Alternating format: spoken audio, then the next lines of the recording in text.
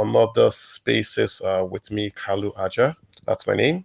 And of course, every weekend we try to talk about the economy, personal finance, and of course, how it affects your wallet. We want to make it personal to you, right? We pick a topic. How does it affect you personal?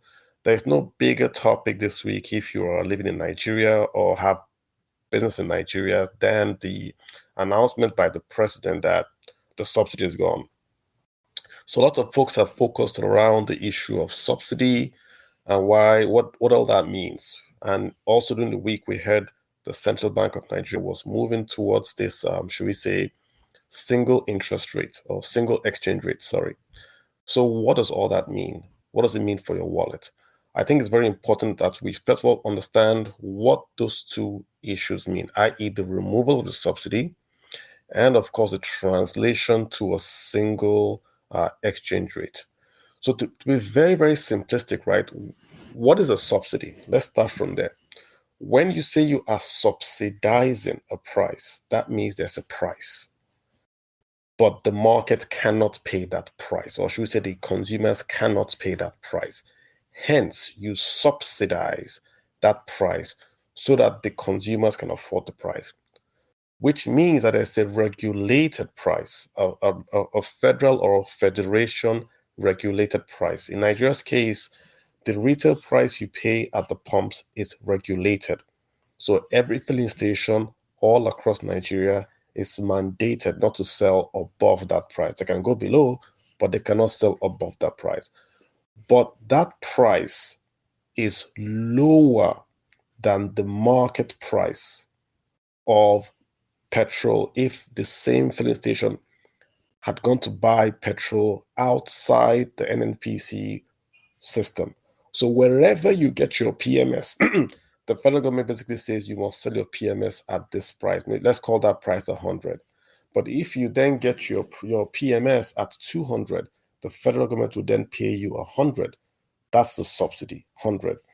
The subsidy has nothing to do with where it is refined or how it is transported or how it is stored. The subsidy really has to do with the regulation of the retail prices. Hence, if you regulate the retail price, you then get a difference between the federal government price and the market price. If you take away the subsidy, what you are simply doing is that you're saying there's no longer a regulated price. So once you remove the regulation of prices, then in essence, there's only one price in the market, i.e. the market price. That's what subsidy removal means. It's the same thing with the central bank and the exchange rate of the Naira. If you fix the exchange rate of the Naira, which is what the central bank has done, which is what we call capital controls. If you fix the exchange rate of the Naira to say $1 is going to give you 464 Naira. If you do that, right, what you're essentially saying is that the market price, which is the 750, does no longer apply. That the only price the central bank will buy and sell currency to you is the 454. That's the subsidy. So you are subsidizing it from 750 to 450. So if you say you want to do a single exchange rate, all the central bank is saying is that they're going to take away the subsidy. They're going to take away the regulated price, which is that 454, or what we call the NAFEX price. If they take it away, then all you have left is the market price, no more regulated price. So essentially, the strategy or the policy that we're seeing announced is a removal of regulated prices for dollar, for PMS, and there might be more that they're going to take away, right? They're going to take away a lot more than just the prices for PMS and for dollar. But that's essentially what they're saying. So whatever name you call it, that's why you see the argument is a price increase, is a modulation, is a subsidy price hike. It doesn't matter. Focus on that single thing, that once you take away the regulation or once you introduce the regulated prices, right, or you take it away, all you have done is to simply say that that price is now market driven, both for PMS, both for dollar. That's essentially where we are right now. So the question now is what's the effect on your wallet? Or what's the effect on your wallet? clearly there's going to be an increase in your cost of living. Because when you say the market price can go up and the market price can come down. What makes the market price go up and down has to do with the price, the demand and supply.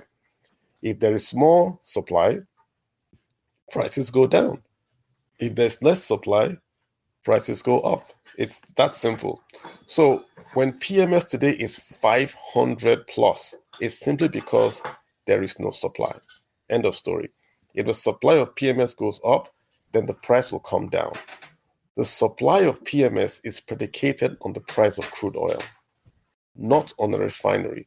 So again, that the idea that the Dangote refinery is going to reduce or is going to ameliorate the prices of the retail pumps is not really, is far-fetched. You would remove the shipping, you would remove the demurrage, all those costs associated with bringing in PMS from, say, the Netherlands to Nigeria. That would go away. But the price of PMS is based on the price of crude oil. It doesn't matter whatever price Dangote pays. If he pays in naira or dollars, it's immaterial. What matters is he paying for the PMS, for the crude oil, in a subsidy or not? Which means crude oil today is about, let's just say $80. Is Dangote going to pay $50 or is he going to pay $80? That's the question. Doesn't matter if he pays in naira or dollars. If you make him pay in naira and he's buying it at the real price, i.e. $80, then he will refine your PMS at $80 plus. But if you give him a subsidy, then he can refine at that subsidy plus.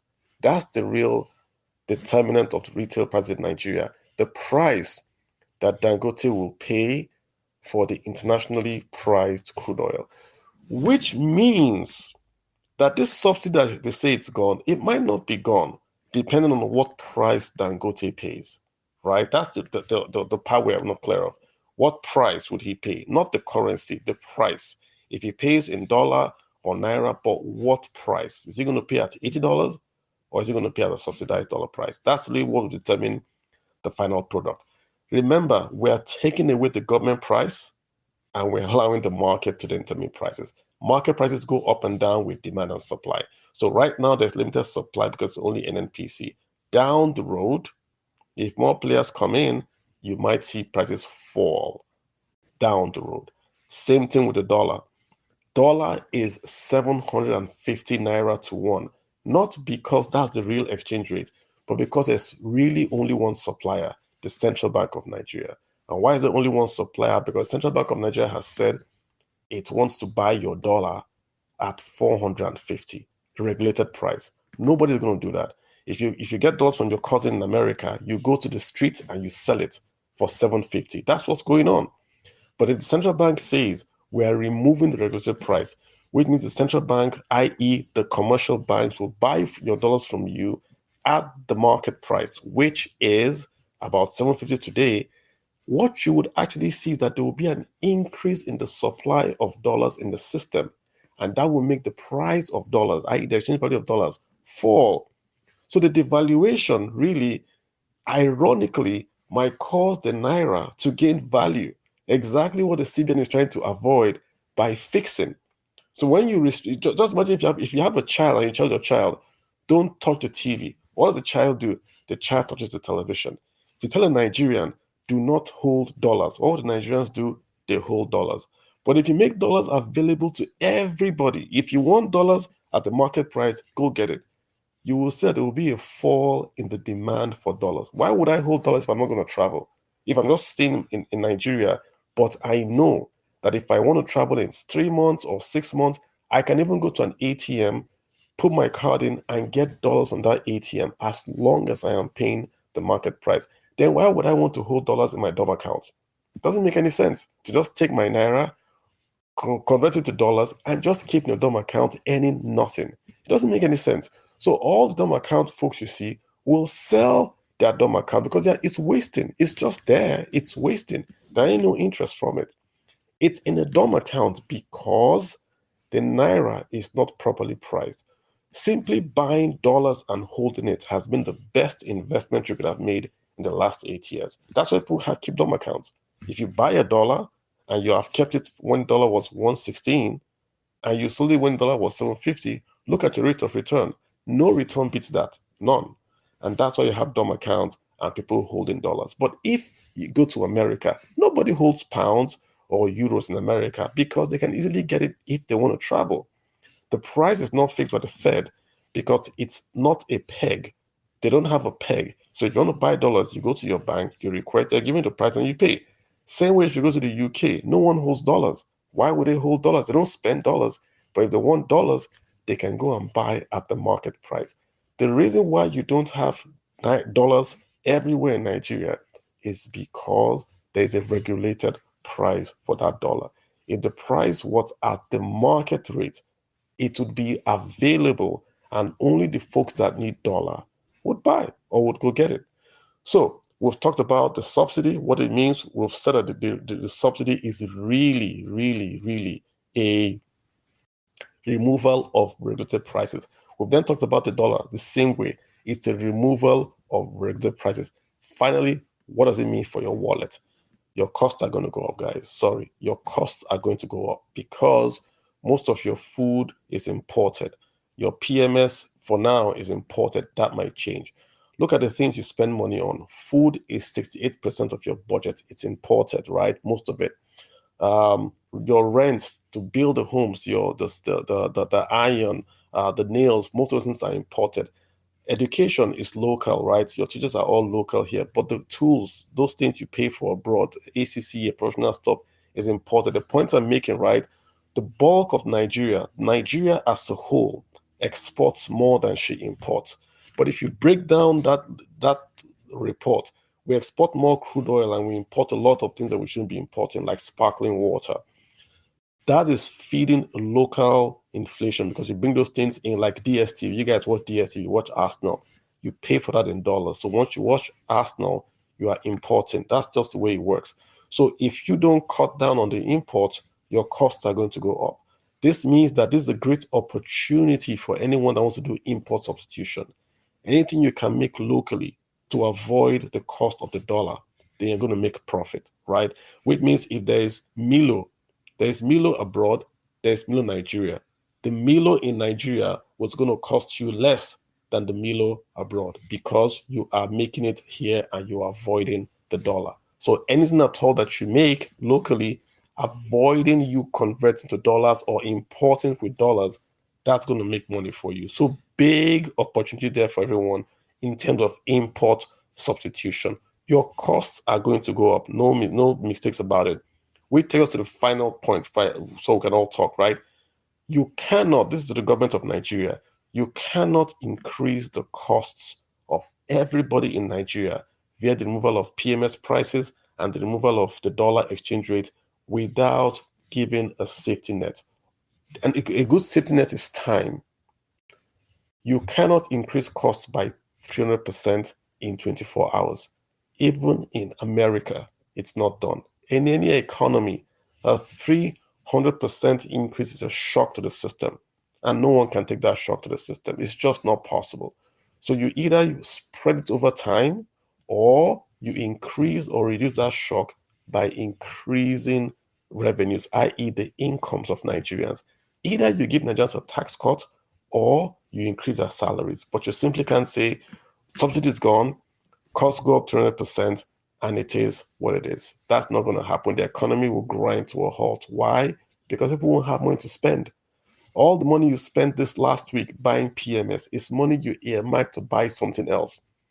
That other thing is suffering. So if you don't buy food, the farmers suffer because you bought petrol. So it's a circle. You earn only limited amount of money. Economics is a subject of choice. So if you don't buy food and you buy PMS, food suffers. If you don't pay rent and you buy PMS, your landlord suffers. And that's basically my take. So let's get the guys in here. I hope you guys can hear me. So I've got Bright Ibitoye. Bright, what's on your mind? I hope you can speak. Go ahead, sir.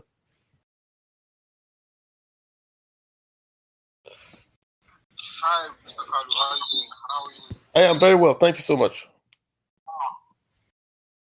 Yeah, it's a difficult one, but something that. Bright, let me get your audio to go up a bit. Bright, your audio is kind of low. Can I get your audio to go up a bit? Yeah, can you hear me now? I can hear you, but just louder. Yeah, that would work. I can hear you perfectly, just louder. Go ahead. Can you hear me now? Yes. Okay. It's a reality we have to live with. But my concern, like you said, is there any way there can be relief? Yes, we have to cut down on certain things that we do. We have to cut down on. But I think that the policy should have gone higher because, of course, the subsidies are from two ways. You're paying for dollar, you're paying subsidy on dollar at the same time. You're paying subsidy on PMS. So at the end of the day, the two edges sword. What I expect that if you take out one, then allow the other one to flow. So that like you said, get licenses. So it's only NMPC because according to NMPC, they ought to import only 30% of what we consume. But then, even if they make it parallel, even if they make both equal now, I don't think anybody will want to import now. And perhaps they want to go down to start rolling out his product. But then, before then,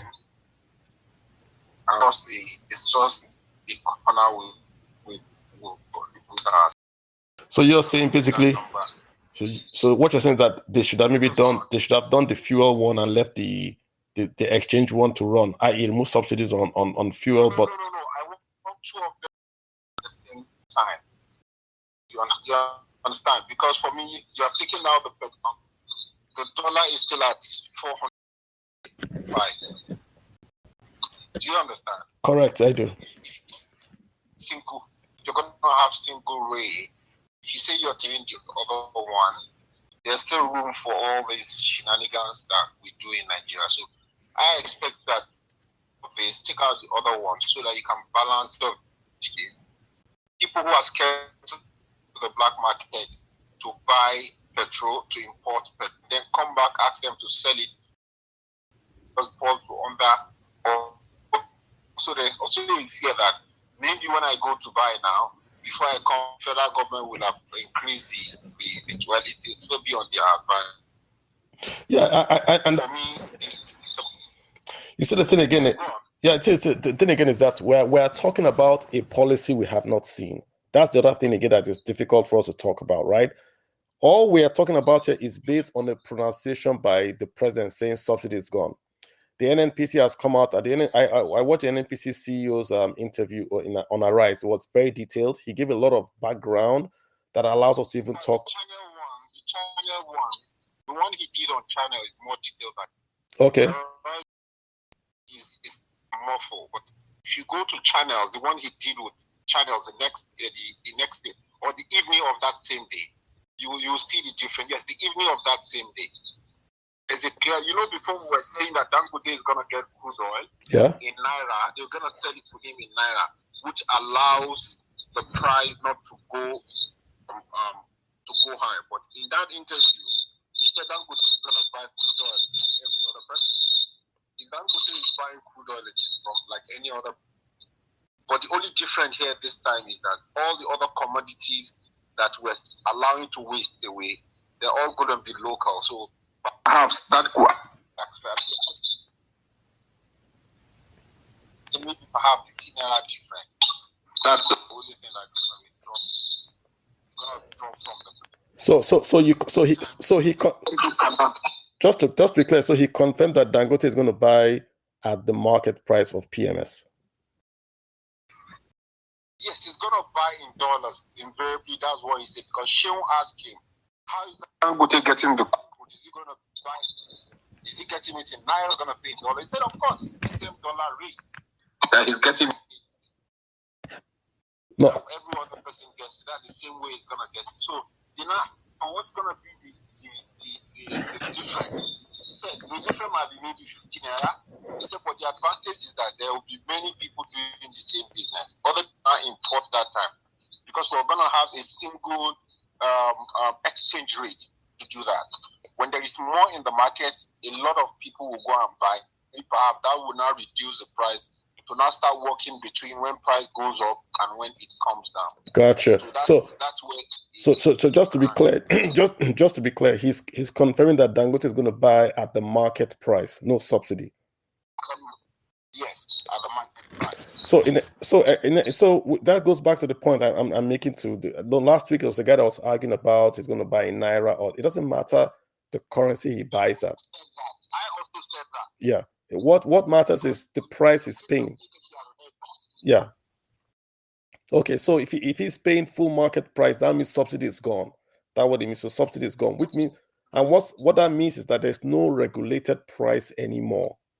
So you can bring in your product and sell at any price you want. You can go lower, you can go higher. So look at it this way. Let me give you a scenario. Let me put a scenario for you, right? Julius Berger gets contracts to build roads in Nigeria, right? Right now, Julius Berger is being paid in naira. They want dollars, but they're paid in naira. So what do? They export cashew nuts from Nigeria abroad. That's how they get their dollars in Julius Berger. So they export cashew nuts. That's Julius Berger. To get dollars. Good. What Berger can do now is to go to take cashew from Nigeria, export it to Vietnam, then go to Chicago and buy PMS or whatever in the world and bring it back to Nigeria. They don't need they don't need dollars. Right now, the Indians are buying discounted Russian diesel and selling back. Exactly. This is the point we're making, because Berger can bring that PMS into Nigeria and sell at any price it wants to get this. Yeah, so it gets paid 100 million naira. It takes 100 million naira and buys cashew nut of 100 million naira. It exports it out. It gets dollars. It uses the same dollars to buy diesel, and it imports the diesel back into Nigeria and sells for 150 million naira. So it's made 50 million on that trade. Just for example, right? Because right now there is no more regulated price. You can sell higher or lower. So this is the market that we're going to go into. So long term, the market price of crude and trade will determine the price at the pump, not the regulated price. Long term, it might be better, because remember, Dangote is going to sell other condensates, byproducts of crude oil. That would allow him to subsidize his own refinery. So even if he makes a loss on PMS, he makes a profit on the other. Yeah, and this goes back to the failure of the Nigerian Federation, not federal government, federation. When you have crude oil, people say, why can't the poor in Nigeria enjoy cheap petrol? They are right. As a Nigerian, because you live in this country and God has blessed this country with abundance of crude oil, but you should get a subsidy. They say petrol is no, but if we had run our refineries properly, we would have made a loss locally on PMS, but covered it up with other byproducts. The Dangote refinery, the Dangote fertilizer plant, quote unquote, should have been NNPC facilities, right? And if they had made profit on fertilizer, then they would have been able to afford the subsidy. The subsidy is because the Federation has failed to expand the value chain of crude oil. So the subsidy looks like a lot. There is no economy. I challenge anyone, show me any economy that does not subsidize something for our citizens. There's none. If you go, you see, that has always been my argument. And you see, this is one other problem I have with the part of Nigeria, this part of the world that I am. You see, when we want to push a narrative, we push that narrative like that's how it works in other places. You remember during this COVID, even up to second time, you remember that the British government and all of them were giving rebates on gas, especially during winter. Yeah. They give you a backup for gas. In America, they move the tax on the PMS and also gas. Isn't it so? True. What do you call that? Subsidy. What do you call that? All right. Subsidy. Good point. You see, another thing I also know that this is going to do is that we actually need to know the actual liter we consume in Nigeria. We need to know that. We don't need, so again, first between we don't need to know that. No one cares. Like, you want to know how much Coke sells? No, first, let me ask. Nobody, the total amount of gala in Nigeria, no one wants to know how much gala is sold in Nigeria. If you can afford it, go and pay for it. If Cameroon can afford to pay for NNPC, come and buy. We don't care. Whoever can afford to come and buy. NNPC even said that what they are trying to do is that now that the prices have been regulated, that allowed to the market to determine, they want to go into those countries to build their own terminal so that they can sell, they can export to that same countries by them and other. And he said on the other two refineries, the one will be ready by December. He didn't mention which one, but he said one of them will be ready by December, the other ready by mid of next year. So, like I said, it's a cycle that we have to go through. But I think this plan will be better than what we will. That will be okay, let's hope so. I mean, can you remember the 2012 town hall in Lagos? The concept was the 4 years between 2012 and 2011. There's gonna. I think I lost first. Okay, first let me pause you. I think I lost you off. I want to get Mide in here to get his perspective as well. If you can hear me first, I think I lost you. Let me get Mide in here to get his perspective. Go ahead, sir. Yeah. How you doing? Good. Good evening, everybody. Hey, good evening. I would like to speak to this from three angles. The idealistic angle, that is from way back, and the idealistic angle for us for where we are now, and the last angle, the non-idealistic, the practical angle, or the practical probabilities of stuff that can happen. If you will go, down memory line, you know that as far back as 78, 79, thereabout, as a country, we will project ahead. That we're going in population. We'll be probably to add another refinery. That's how we got to where we want. That's how we got the first Port Harcourt one. Sorry. And later, when Babangida in '89, ironically, Buhari did that one with Obasanjo in 79. Then in '89, Babangida felt okay, we're growing. We need bigger refining capacity to meet with the population, and we the additional, I think 110 or so. Is it 110 additional barrels per day for the second Port Harcourt refinery one? So I'm still talking idealistically now. So you would expect that for a country of talented people, educated people who had the opportunity of working, traveling, and all that, we'll see what happens in other countries.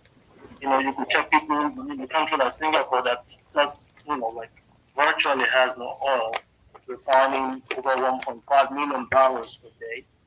Idealistically, you will expect, probably we have all this Shell, Mobil, Chevron, whatever you want to, and all these people, we could task we could go into people event to build refineries. I will say idealistically or theoretically, you would expect a country like Nigeria, if it were not a crime scene kind of country, you would expect probably we should be doing all the 2 million barrels that probably we should be producing should be refined full, because you make more money from exporting refined products than selling the crude product. And even at this time, especially the crack spread on refined products has never been this wide. We could be making a killing, from selling refined products. So that's idealistically. But then, be it as it may, we're not really. We're not smart. Mide, if I could hop in here, that's why I said that the whole idea of the subsidy is a tax on federation inefficiency. That's what's going on. It is a tax. We are paying a tax on the inefficiency of the federation, the federal, states, local government. That's basically what it is. That's why I had to go from way back and talk, like idealistically, theoretically. So that's actually just went to like my bottom line where I was headed for. We are paying for the inadequacies or the criminal mindset of our rulers. Yeah. We are meant to be the bronze now. You get it? Yeah. So we're paying for their own inadequacies, inefficiency, or probably their own criminal ways. This is what we're paying for, largely. Yeah. Why are we paying for?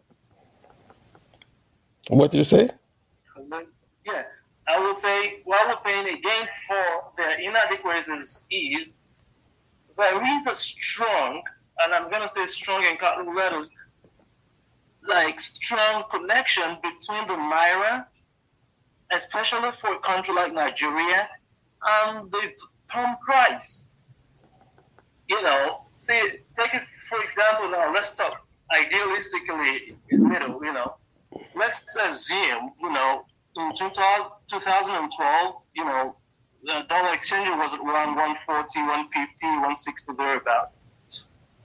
Now, idealistically, we should be producing, is it agri or is it crude oil, is it refined oil, whatever.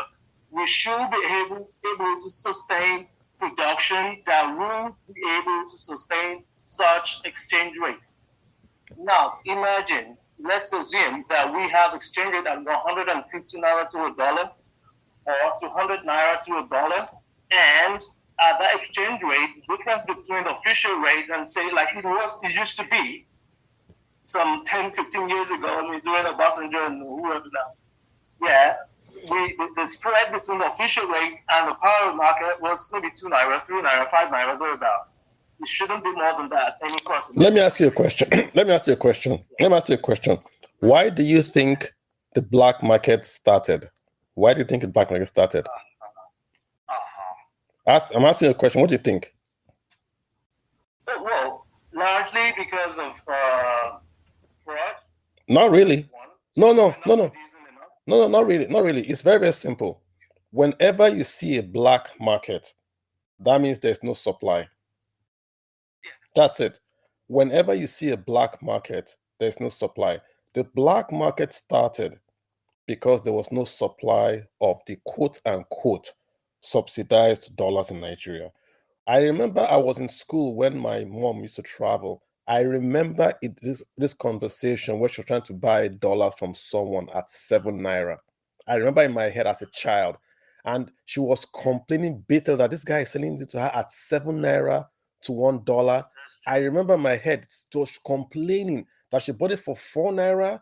Now it's 7 naira. It was, she went on. No, I'm just telling you what I remember, right? 7 naira. Why was she buying it at 7 naira instead of the 1 naira? It was 1 naira 10 kobo in CBN. 1 naira 10 kobo, but she was buying at 7 naira. Why was she buying at 7 naira? Because if you apply at CBN at 1 naira 10 kobo, you don't get it. That's why there's a black market. There is no black market for dollar in America, in South Africa, in UK, maybe even in Ghana. There's no black market. Why? You will have parallel markets in countries, or probably people who sell dollars. No, you can't have a parallel market. No. Mide. Where is the parallel market in America? Tell me, where is it? What's the name of it? I'm saying you would have them. You wouldn't have in the US. You wouldn't have in the US, but you have in some country, like for example, you have it in UAE. You will have in. No. You don't have a parallel market where there is no capital controls. A parallel market only comes when there are capital controls. So when the central bank says, if you want 1,000, we'll give you 100, then a black market starts. It's not just for dollars, for anything. Let me explain what I'm saying is this. their own. Let's say, for example, now, let me think of a country now. Let's take Singapore, for example. If you go to Mustafa in Singapore, it's a kind of black market, right? You buy foreign currencies. But see, the point is, the gap between the official rates and the black market or parallel market. Okay, for example, let's say it's 1.25 or 1.35 to a dollar, Singapore dollars to US dollar. The parallel market is maybe 1.36, 1.37. Yeah, so the question is that why is there a black market? That's the question. The question is, why is there a black market in that country? Why? Yeah, because not everybody will come to the bank to buy dollars. Exactly. Some people are tourists. Exactly. Right from the bank, you will have right from the airport. Even like for most countries I've been to, right from the airport. Exactly. You have this exchange guy. Why is there no black market in America? Because America, that's where the dollars come from. No, not because that's where dollars come from. Because there you can get dollars online. You don't have to. The market is available to everyone to get in and get out. No. It has nothing to do with local currency. The local currency of Ecuador is dollars. It has nothing to do with the currency. It has to do that the fact that there is no control. If I want to buy dollars today on my phone from a half year, I can. Currency markets are international. Dollars, euros, pounds, Australian dollars, they are all convertible. They are all online. If you go to China today, you can't do that. You can't buy dollars online. The yuan is not convertible. It has nothing to do with the currency. It's the availability if you want it. That's why there's no black market, because you can get it. There's a black market in Nigeria because the central bank says if you want dollars at 454, we will give you. But if you actually request, you don't get. Look at the airlines are asking for dollars at 454, not fixed rate. They don't have it. I'm not saying we have scarcity of dollars. That's the question. Why do you have scarcity? The question is, why do you have the scarcity? We're not earning enough of it, and there's fraud in the system as well. You don't have enough. And and when you don't have refineries as well, how do you get dollars? With the dollars that you're supposed to have, you don't have enough. You don't have enough. Buy refined fuel that you're not supposed to buy. You don't have it. In the first place.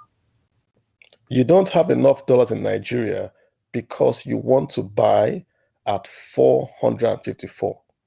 If you devalue the naira to 800 naira, all the guys that have dollars in bonds in the US will bring those bonds or those foreign portfolio investments to Nigeria. It's called hot money. It's called, they will transfer to a carry trade. You know why it won't happen that way? What do you mean? If the naira crashes to 2,000 naira, I'll give you just one simple answer, right? If the naira is 2,000 naira to a dollar now, when you have corruption in the system, you still keep saying this corruption. It doesn't matter. It doesn't. You see, the market doesn't. It doesn't matter. When Nigeria was in the JP Morgan bond index, what that meant was that if you buy an emerging bond, you are automatically buying Nigerian bonds. What was the exchange of the naira? It was very low. The naira was very strong. Why? Because Nigeria was getting portfolio dollars inflow into Nigeria by default. Do you get it? So as the dollars are coming in, let me give you a clear example. In 2007, 2008, the world experienced a global recession, 0708. The oil prices internationally crashed. The Nigerian GDP went up, not down. Why did it go up? Because we had reserves. Why did we have reserves? Because the then CBN governor threatened that if anybody tries to even attack the naira, he will flood the system with dollars and you lose money. And people looked at his reserve. The guy had 40-something billion dollars and they backed off. Why can't Emefiele do the same thing today? Because people look at his reserves. He has 40. He's owing Euro bonds. He's owing China. He's owing everyone $1. So he can't talk. That's why the dollar is going up, because there's no supply. You get the point I'm making? If we go back to the 2008 or 2006, 7 example, can you remember the exchange rate at the power market and the exchange rate at the bank? What was the arbitrage? Was it as high as today? The margin then at most was like 12 naira. But you could get it. So again, on your card. Remember that it was time in Nigeria. On your card, on your card, you will travel abroad with your card and spend dollars. Of how much on your card? There was no restriction. You had a card. You would fly abroad with your card and spend dollars with your card. Today is $20 a day. No, let me get. This guy's been waiting patiently. Just hang in there. Let me get Igba. He's waiting patiently. Don't go anywhere, Mide. Theophilus, hi. Theophilus, how you doing? I've kept you waiting. Theophilus, you've got the floor. Mide is still here. All right, but Mide, so I want just to make the point again, so totally clear to everyone. What is happening in Nigeria? What Tinubu wants to do is to remove the regulated price on PMS and on the currency. If you take away the regulated price, that means there's only one price. There is now only the market price. What drives market price? Demand and supply. So on a policy level, I completely agree with Tinubu. Take away the regulated price, let free market and the competition affect the prices. But this is where I think he might be getting it maybe wrong. You cannot shock the system with high prices in an economy like Nigeria, where people still earn 30,000 naira a month. That's still the official minimum wage. I know most people have paid themselves more, but the official minimum wage in Nigeria is still 30,000 naira. So NLC, the Nigerian Labour Congress, yeah, it's 30, it's still 30,000. It's still, I mean, I did 2 weeks ago, I did a trend on bank salaries. I was getting screenshots. This is actual screenshot from folks that were working in a bank. These are guys that are the contract staff. So what happens in the banks is that the banks would outsource, say, a teller to a third party. Then a third party would hire the teller back to the bank.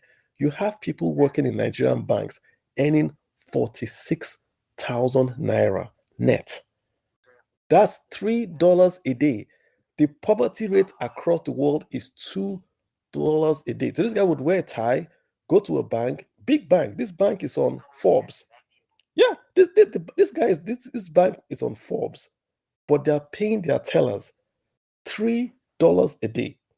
Now that guy earning $3 a day, how will he afford a 300% increase in petroleum prices? He can't. He can't. So what you're going to find is, how will the policeman afford a 300%? The policeman with a gun, how would he afford 300% increase in pay? What all they would do is he's going to take his dollar, his gun, and demand more from you. When he stops, he's going to tell you to pay him money. He's going to extort money from you because he can't afford it. So we're not being we don't hate we're giving the president good advice. You have to do two things. Either you give a tax cut to Nigerians, or you increase their incomes, or you do both. Your policy to tax cut doesn't go across board. There are many ways you can do a tax cut. There are many ways you can do it. If you reduce the price of food, that's a tax cut. So if you say you eliminate import duties on food for the next 60, 90 or 120 days, because the average Nigerian spends 68% of his budget on food. So if you say you can bring in food into Nigeria for the next 90 days at 0%, the price of food will crash. Food is 51% of Nigeria's consumer price index, which means that the inflation you see today at 22% is based on food being expensive. So why is food expensive? Because the bandits and the terrorists that are in the middle belt don't allow farmers to farm. Also, there's no no infrastructure, right, to get the food to the cities. So what you need to do is to have a plan. Immediate plan is going to be drop food prices by importation. Mid-term plan is when you destroy the bandits, you then start to build out the infrastructure to reduce cost of locally generated food. So a tax cut for Nigeria is going to be lower food prices. If that guy working in the bank, in quote, is earning his 64,000 naira a month, can buy a bag of rice at 5,000 naira. That's a subsidy right there. But there is no way, if you allow that banker boy to work in a bank to earn his 64K, he will steal the money. And when he's in front of God, even he will tell God, God, I was hungry and I stole money. How would you jail that boy? He didn't steal money to buy cow. He said, I was hungry and I stole money. How would you jail him? He has the, let me not talk for the, I'm on social media. Wale, my brother, how you doing, sir? What's happening? Are you seeing what we're seeing? Seeing what you're seeing. Hello, everyone. Yeah. So you made a point just now about the government, giving allowances for people to bring in food. And it just occurred to me that, look, if that sort of policy comes on stream, where's the dollars that you're going to give them to import stuff? They will have dollars, Wale. People have dollars. They don't need CBN dollars. People have dollars. There's dollars in DOM account in Nigeria, 20 billion or so. It's not owned by the CBN. There's dollars abroad. My brother is in Canada. I'll ask him to lend me $1,000. It's not CBN money. So he will give me $1,000. I will import. What will I import? I will import frozen turkey and frozen fish. $1,000 from Walmart. Abi? For me, a lot of all those things are temporary measures. Correct. Because they're not things that, into the longer term that you can use to sustain. We've tried this thing before, where all, the whole thing was open for everybody to bring in stuff, and then at some point it becomes a major disincentive to actually do anything in Nigeria. I think for me, and I'm a big proponent of, in fact, let me mention something first. This fuel subsidy we keep on talking about, as an example, I even think is one of the smaller things that we're subsidizing as a country. I think the subsidy in Nigeria is for the big men. True. If you listen to what's this guy's name now, Femi Falana, talking a few days ago, he made very valid points about the government subsidizing everybody, subsidizing so many things. And you see, this are for the big men. For me, if we have a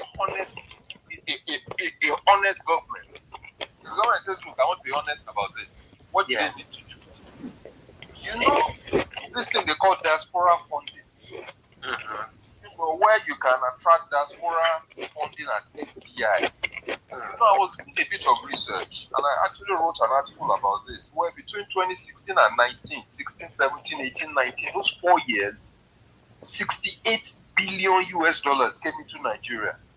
Yeah. And this is informal kind of money that, I'm broke, send me money. My babe, I don't have money. My brother is upset with money.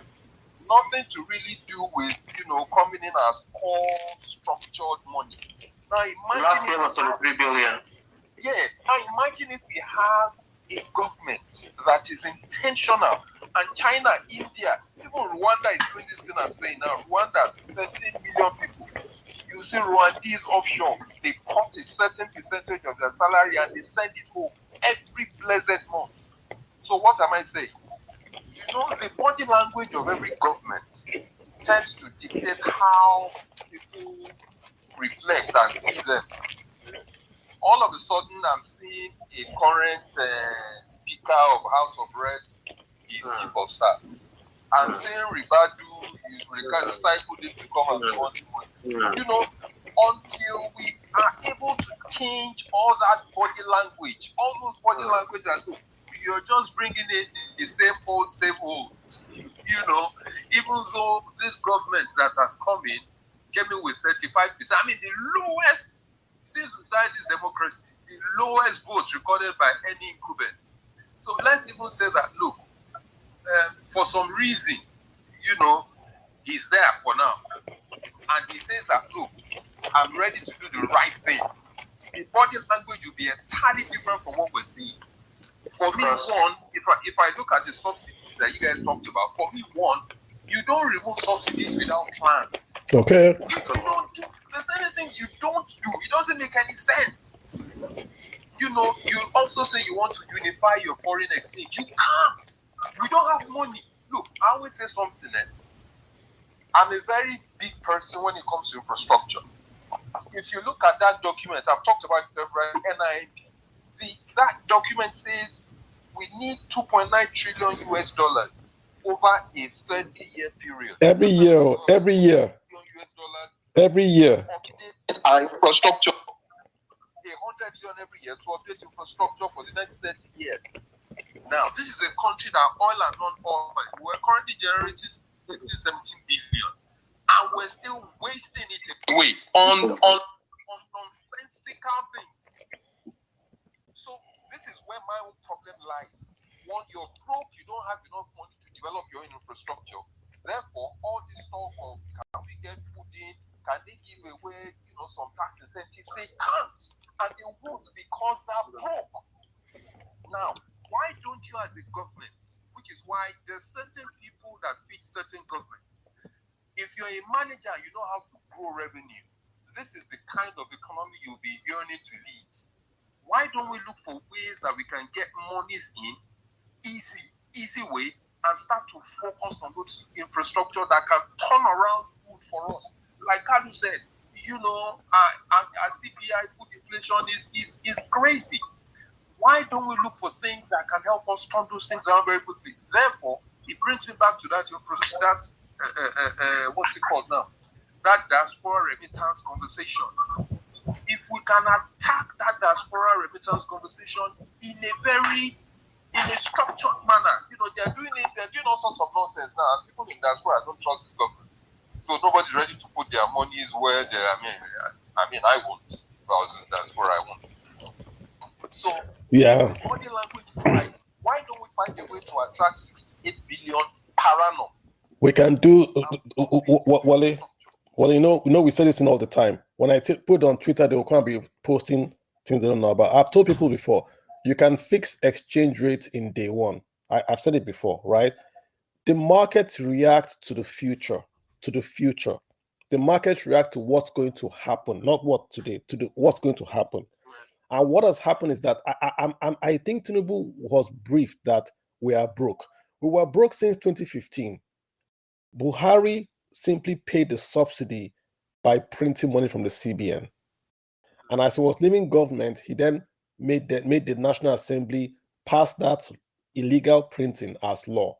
So Tinubu knows he might not be able to go there and do it again because everybody's eye is now on ways and means. People's eyes are on ways and means. So he knows he is broke. So I think he made that statement on purpose, right? To see what will happen. And what will happen was what happened. People ran to the fuel pumps to buy fuel at 1,000 naira.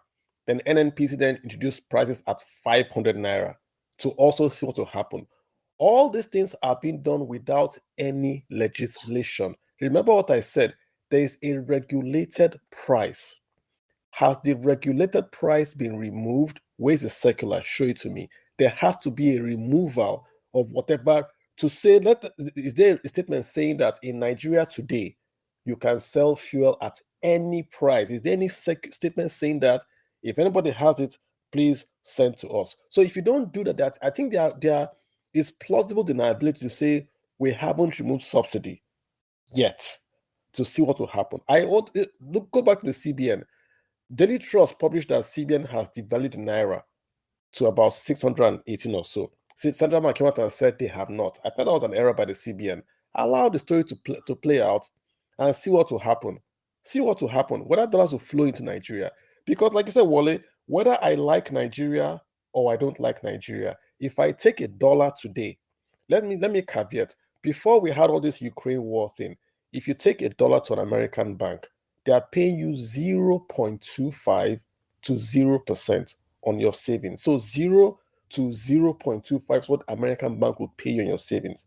Then Ukraine war has happened, inflation has happened. Now they're paying you as high as 4-5% in America. To attract an American today, for him to take his money from Apple is paying 4.5% on your phone. To Nigeria has to pay that guy at least 10% in dollar. The problem is that Nigeria can pay that 10% and still make a profit for you. And there's patriotism as well. It is possible to actually issue a loan at 1%, call it diaspora bond, and Nigerians abroad will still buy because to them it's development. Like you said, we are sending money back for welfare. So if you go to, let me give an example. I don't want to be tribal. Most of these guys from the southeast, they build their roads, they build their power from their town unions and their contributions. That's what they do right now currently. If you pass a law and you say any money you inflow from abroad, any dollar you inflow from abroad, number one, the federal government of Nigeria will pay the transfer fees of that money. So if you inflow $1, you get $1 to your home state. That home state must no, who born us? What that home state transfer fees? That's to CBN. I'm saying won't you pay to Western Union? Won't you pay the American bank? You pay the American bank now. Number two, that money must be used for distill the areas. Must be used for roads or power or irrigation. Say where it will be used. So the state government today will go and pass every state government will say, these are my opportunity projects. These are my opportunity projects that I want to have in my state. Those projects will be assessed. The funds will not go to the state government. It will go to an SPV. You abroad will send money to the SPV. The SPV will build that project on behalf of the state. The same way PFAs work with the federal government to manage federal government money. The same way. So you build a road in Ohafia, you build power in Ohafia at 1% return. I would do it because I am from Nigeria. I'm not looking for for me, it's a welfare bond. It's not a bond for me to make money. You will get the money. But again, you said it's trust and competence. I don't have to like Nigeria to invest in Nigeria. But I will do it if you give me a pathway. There are banks abroad. You can go and buy one cheap community bank in Atlanta. Buy one cheap community bank. How much? Then tell Nigerians in Atlanta, put your dollar in that community bank in Atlanta. We're not transferring dollars. Put your dollars in that bank in Atlanta. In Nigeria, we'll print the naira based on what that bank in Atlanta has. You now have a memoranda foreign exchange in Atlanta. Then when you want to import, you will sell them dollars from that bank in Atlanta. Very easy solutions. They make everything look difficult. You get license. Money is not moving. The money stays where it is. And there are lots of ways you can do what Wale is saying. But again, it's back to this, what Wale said, trust. Back to trust. Olumide, trust. Olumide wants to get in here. Let's hear. Olumide, what's up? Yeah, thanks, Carlo. Interesting conversation. I was so intrigued by the both speakers, and I wanted to highlight. But I think somebody's echoing. I think we have to move the mic. Yeah. So first of all, if you understand the unification of the exchange system, it's not to make the naira strong or weak. Good. It's rather to make the market efficient. Good point. One of the problems we have about the CBS official exchange is that it's the big boys and those that have PTO, for me, that have access, that has really created a dysfunctional FX market and has put many real perspective in jeopardy. So first of all, I think it's a good deal. Secondly, I have a problem with remittance. Many of us always talk about, yes, Nigeria diaspora brings in $26 to $22 billion every year. If you look at numbers that the cost here pay for foreign education, medical tourism, for me, I don't have the numbers now, but I recall that just the amount Nigerian spends on foreign education in UK through the ABEC Bank will fund basic education in Nigeria. So the question is, are we subsidizing for the minority at the disadvantage of the majority? Because which country subsidized for poor for their poor citizens to enable the system create that fair opportunity. But in Nigeria, I think all the subsidy programs are favored for the upper middle class and the rich. Thirdly, I'm also on the opinion that the president did on the removal of on the speech that he spoke about the education of multiple education system. It was spot on because the message he sent to the market has really spawned investment curiosity, and that's why we have been seeing so much engagement across Nigeria from Eurobonds to the local. So the continuation is, what does he have to lose right now to stop, to press the brakes? I think for me, what you should focus more on is ensuring that monetary policy rules align with fiscal policy in the sense that you have to cut leakages, oil terms, you have to deal with it. That's another problem because the strength of the naira depends solely on export, not the unification of the exchange rate. So I think we need to align those problems. Well said, Lumde. And again, let me just make the point again you're emphasizing. The subsidy that we have in Nigeria is enjoyed by the rich, not just individuals. Let me paint a picture for you. How do we pay subsidy? When NNPC sells crude oil, the money is paid to JP Morgan. Then JP Morgan will then credit the bank account of CBN/NNPC. Then the Central Bank of Nigeria will then go to that account, convert that account from dollars to naira, and will then credit NNPC, who then credits the FARC. Let us call it a FARC for now, right? Which means subsidy is paid by the federation, federal, state, and local. What does that mean? That means that the cars in Lagos State are being paid for by states like Jigawa, Ebonyi, Abia that don't have cars. So if you drive a car in Lagos, your subsidy is being paid for by every other resident in every other state, irrespective of the fact if they have a car or not. That's the funny thing. So the poorer states are subsidizing the richer states that have cars, because the federation is basically debiting across the board all the states and local government areas in Nigeria to pay for the subsidy. So it's an anti-progressive tax. It's a tax on inefficiency. We are paying for the inefficiency of the federation. That's why we're paying high fuel prices. So it is good that the subsidy goes. The point is this: no economy can sustain a 200-300% price increase. It's unsustainable. I've given the example. Bankers are earning 64,000 naira a month. How will they get to work on Monday if fuel fees have gone 2 times, 3 times up? Explain to me, like a 5-year-old. Give me 1 bullet point, 2 bullet points, how that guy will pay for transport and still buy food. So if he works in a bank and he cannot buy food, what will he do? He's going to steal. And that's across the board. You're going to have crime, corruption, because you want to remove subsidy. So you don't kill one problem to have another problem.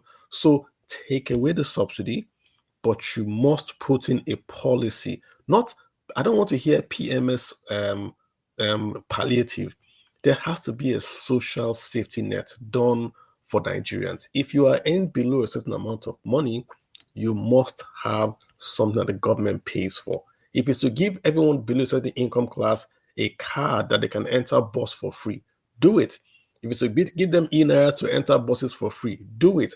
So that the rich guys that have the jeeps pay the real price for petroleum.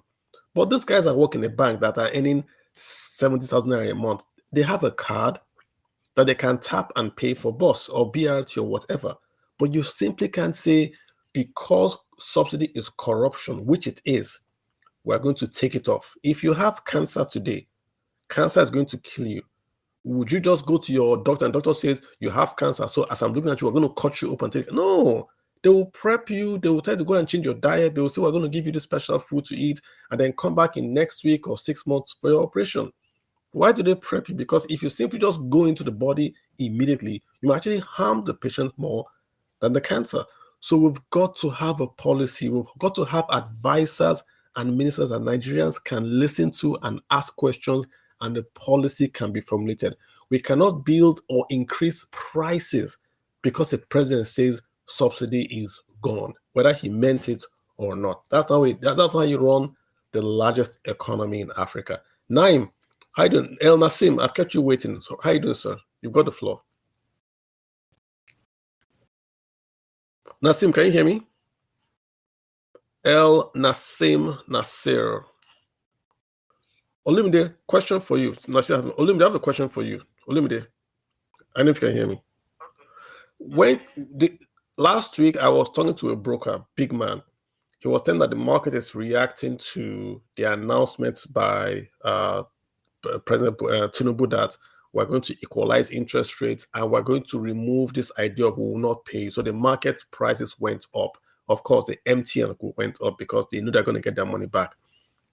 Is that reaction the fact that dividend holders are anticipating a payment of a dividend? Or what I'm asking is this: why should I, as a retail Nigerian, like what the president said? Break it down for me. What in that statement makes the price of the shares go up?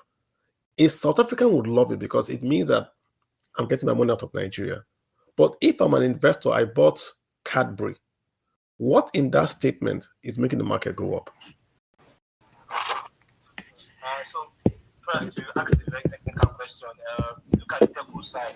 We have Airtel Africa and we have MTN Nigeria. Airtel Africa usually pay in dollars, but if you look at the price right now, it's suffering correction. It's trading at 1,175. It's no more the most expensive stock, and that's probably because a lot of investors used to use it to move funds away from the country. You know, it has dual listing.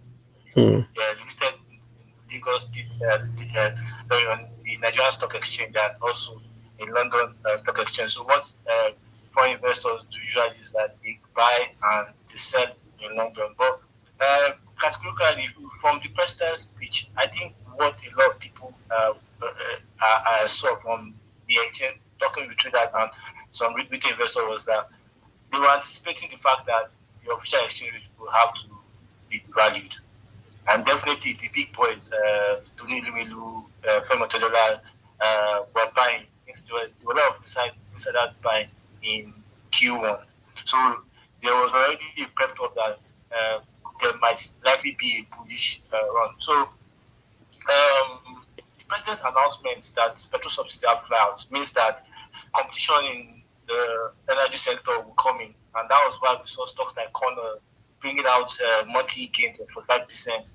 So yes, it's a price that says that certain companies will make a lot of money from this policy, and that's what investors are looking at. But for the unification of the naira, it will definitely give banks more upside. You know, first of all, from the equity side, a lot of investors have really complained the fact that foreign participation is at record low. So that will definitely attract foreign investors coming in. Secondly, we also know that that has also discouraged FX loans getting the monthly FX loan. Cost of borrowing is definitely up with US interest rates, but that also played a role. So investors are looking at the market-driven rate will definitely mean banks can make more and wrap up money. So I think for retail investors that position themselves early in energy stocks, they have a lot to smile about. For banks also, we've seen likes of Zenith and Sterling bringing out 20% monthly in May. I think the rally will sustain, except the fact that we see unrest coming week. NLC said that they're going to strike. It probably could give the bulls some source of profit taking on Friday. But stocks like you mentioned, like Cadbury, I think it's very tricky here because Cadbury at some point fell as low as 12 naira in Q1, but right now it's running close to 17 naira. So what investors are looking at right now is that value stocks might really gain from certain upsides fact that people will spend more on core items in an era like this. But I think for me, MTN is already at record high, now the most valuable stock on the NGX, and the problems they have with banks, I think the president will try to solve that. The banks are owing telcos about 120 billion USDT deal. So that will definitely give them some pushing. But Kalu, you're a master in the stock market, so you definitely know what happens in the month of June. There are a lot of critics that think that the month of June oftentimes is when the stock market does bad. Data shows that last 4 years, despite the Nigerian stock market bringing out positive return, the month of June has been very bearish. So investors have to be cautious. But all eyes on President Tinubu on how he plays out the subsidy with the labor union, how he handles that labor thing is dead. That labor thing is dead. I heard the northern guys and the southwest guys have pulled out. So that labor thing is dead. The labor guys, to me, in my opinion, are like, they are publicity seeking Kim Kardashians. That's what they are in Nigeria. They don't do anything. They wait for like a policy that will give them publicity, and then they go to the streets. That's what they are. You don't see. Have you seen labor unions going to picket banks about paying an adult worker 64,000 naira a month? They don't do that. Do you see them picketing banks to say, hey, why can't women have maybe 1 year maternity leave? They don't pick real labor issues. They pick all this fuel subsidy thing because they know every Nigerian wants lower prices. So it helps them to boost their street cred. But what have they done? My earliest memory of labor is Adams Oshomole fighting Obasanjo because Obasanjo was going to increase fuel price. But the fuel price is still up. Adams Oshomole is the governor. He's now the one asking us to increase fuel prices the more. So it's just, they don't do anything, labor guys. They just look for, now fuel price has gone up. People don't like fuel price. Let's do a strike. Where were they for 8 years when 31 trillion was printed? Where were they? When billions were borrowed that the workers are going to pay back with higher taxes? Where were they? So that labor thing to me is it to fizzle out and to go up to bed. But let me ask you, Lumde, let's come to the title says subsidies, devaluation, and your wallet. If I subsidize, i.e., I remove the legal price, prices of PMS and dollar, which is subsidy and devaluation, go up. It affects my wallet negatively. So I pay more for petrol. I pay more for anything imported. So my wallet suffers, Abi. Yeah. So this is my question. So if my wallet is suffering, I wondered what the stock market was rallying for. Because there's no... You made positive points about the banks rallying because they are going to have apex convergence, oil and gas rallying because there's going to be more competition. I get that. And when I meant Cadbury, I meant the boring, everyday retail stock that Nestle, Cadbury, those everyday stocks, ABC Transport. So I'm wondering if the economy is not set up for a massive shock because Tinubu is inheriting a broke federal government. The government is broke. There's no more ways and means. It is broke. Yeah, but good point. But you need to also understand the fact that the stock market is highly localized. And one of the reasons why it's running right now is that investors believe that unification of the exchange system will definitely bring in FPI. And also, you also need to look at that many top stocks in Nigeria are largely owned by few entities. Like if you look at Gary Power, for example, they own about 95%. If you look at Nestle, for example, it's majorly owned by the multinational. If you look at Zenith, for example, Jimovia has more than 50%. So the reality is that Nigeria as a country's participation in the stock market is very low. So I think what the world are really looking at is the guys from the other side coming in. And also, very good point you said. But I think also investors are betting that if the government stimulates the economy, definitely there will be more economic activity. Because what the market really wants is boosters and confidence that players can come in right now, despite your concerns. Okay, so and again, if we go back to the to the whole Nigerian picture. The president sits down and he's giving a briefing of his balance sheet. On his asset side, he has lots of opportunities. He has LLNG, he has NNPC, he has diaspora taxes. These are like things he can do. But the reality on his liability side is that he's owing a lot of money. I heard they can't even pay June. They're going to delay June salaries for federal government. I heard a report about that. So he's owing a lot. In his manifesto, he says he was going to decouple the price. And Wale, you can hop in if you have the answer. He says he's going to decouple the crude oil price from the budget, which means that his budget speech is not going to have benchmark. If it doesn't have a benchmark, that means if we sell oil for 80 naira, $80, we're going to spend $80. There's no excess crude again. That's going to go. Then they're going to spend more and borrow more. And he also said they're going to print more. He also said in that manifesto, we did it here. People didn't listen. We analyzed the manifesto of the three guys here. He said he's going to fix the price, which is in contrast to what I'm seeing now. He said I was going to fix the prices of agricultural products, which I heard him say, and also for petrol and the currency. So in his manifesto, he says something about fixing the price for the currency for agricultural products. But now I'm hearing him say there's going to be a full devaluation. He haven't said it yet, but I'm hearing there's going to be a devaluation. So for me, this is why I want the cabinet to be announced. I want the advisors or the economic team to be announced very, very early. Nigeria needs a minister of finance that is going to be like an Ngozi Okonjo-Iweala plus a Sade Adu put together. Confidence, smart, that people can follow and say, even though they work for the president, we can believe what they are saying.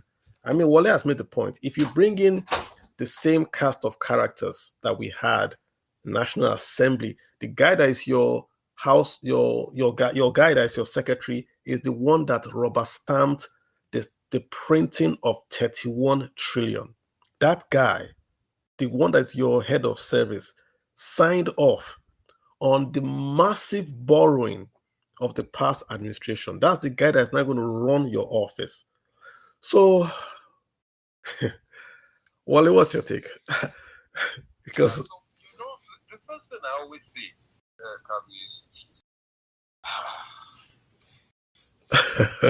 government ideally should always think about the 200 million plus people that they're meant to govern over. You see, when I hear a lot of all of this stock issues, the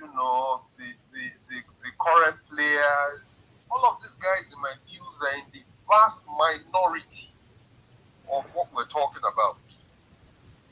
We have data that says 120, 130 million Nigerians, live on some, what's it called now? 30,000, 35,000 naira, per month.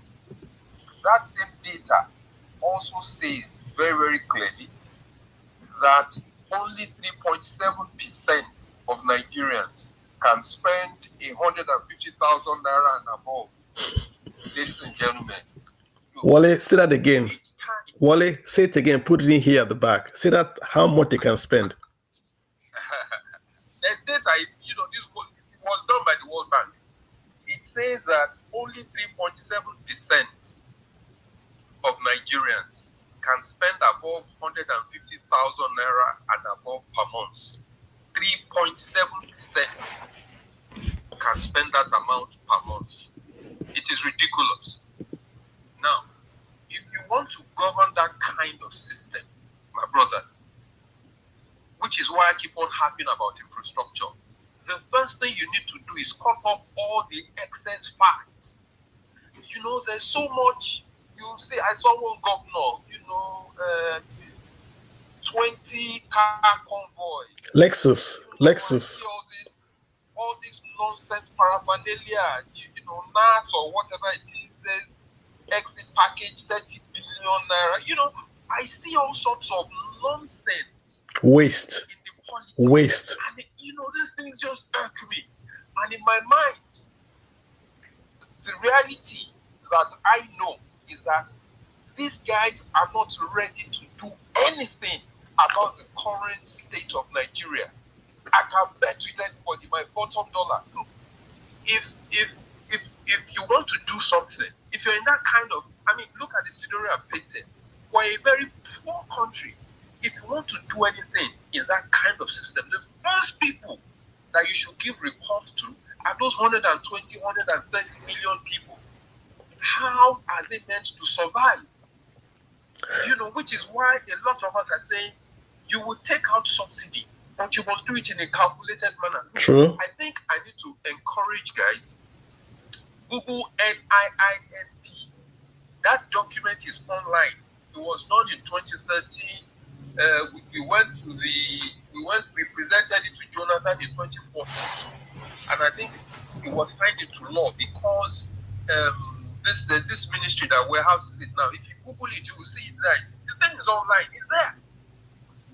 Until we face that document, because all of this monetary policy we talk about day in, day out, monetary policies will never ever get us out of the doldrums. We must balance it with the fiscal. Now, my challenge is over the last 40, 50 years, we have ignored that fiscal side of things. That's why whenever it rains, we see all sorts of dams, going, everything busted, which also affects agriculture. We see, farming produce, all of those things. People don't understand that once you zoom out and you look at the bigger picture says we must invest in our fiscal side. They have refused to do that. So if you looked at Nigeria's budgeting over the years, you will always see, recurrent expenditure very high. You will see capital expenditure small. And I'm wondering, how can you build a nation on this kind of lopsided budgeting? We've done it for years. It's not just this, last few years. We've been doing this thing for years. And the thing has come home to roost, as far as I'm concerned now. This is the time, and that's why I go back and I keep on saying, where are the easy ways to get some amount of money, invest it in infrastructure that can help us turn around things? Like Kalu, you always say something. In fact, the Yoruba people have this saying that if you take food out of a man's problem, you've solved the bulk of his problem. The challenge is that Nigerians are hungry. All this bougie talk that we do on Twitter, it is all fake. The bulk of Nigerians are hungry, very hungry at that. So I always say, as a government, why don't you address this issue first? How can we get in a lot of money to pump it into that food sector, turn around things? You will employ a lot of people. That's the optics, right? The right kind of talkability, you will create the right kind of camaraderie with the bulk of the citizens. Well, it goes also. It goes also back to the optics of government, right? And I don't want to get political, but we have to talk a bit. When you get elected with the lowest number of votes ever, I had this stat that more. I didn't want to go there. You have to do quick things.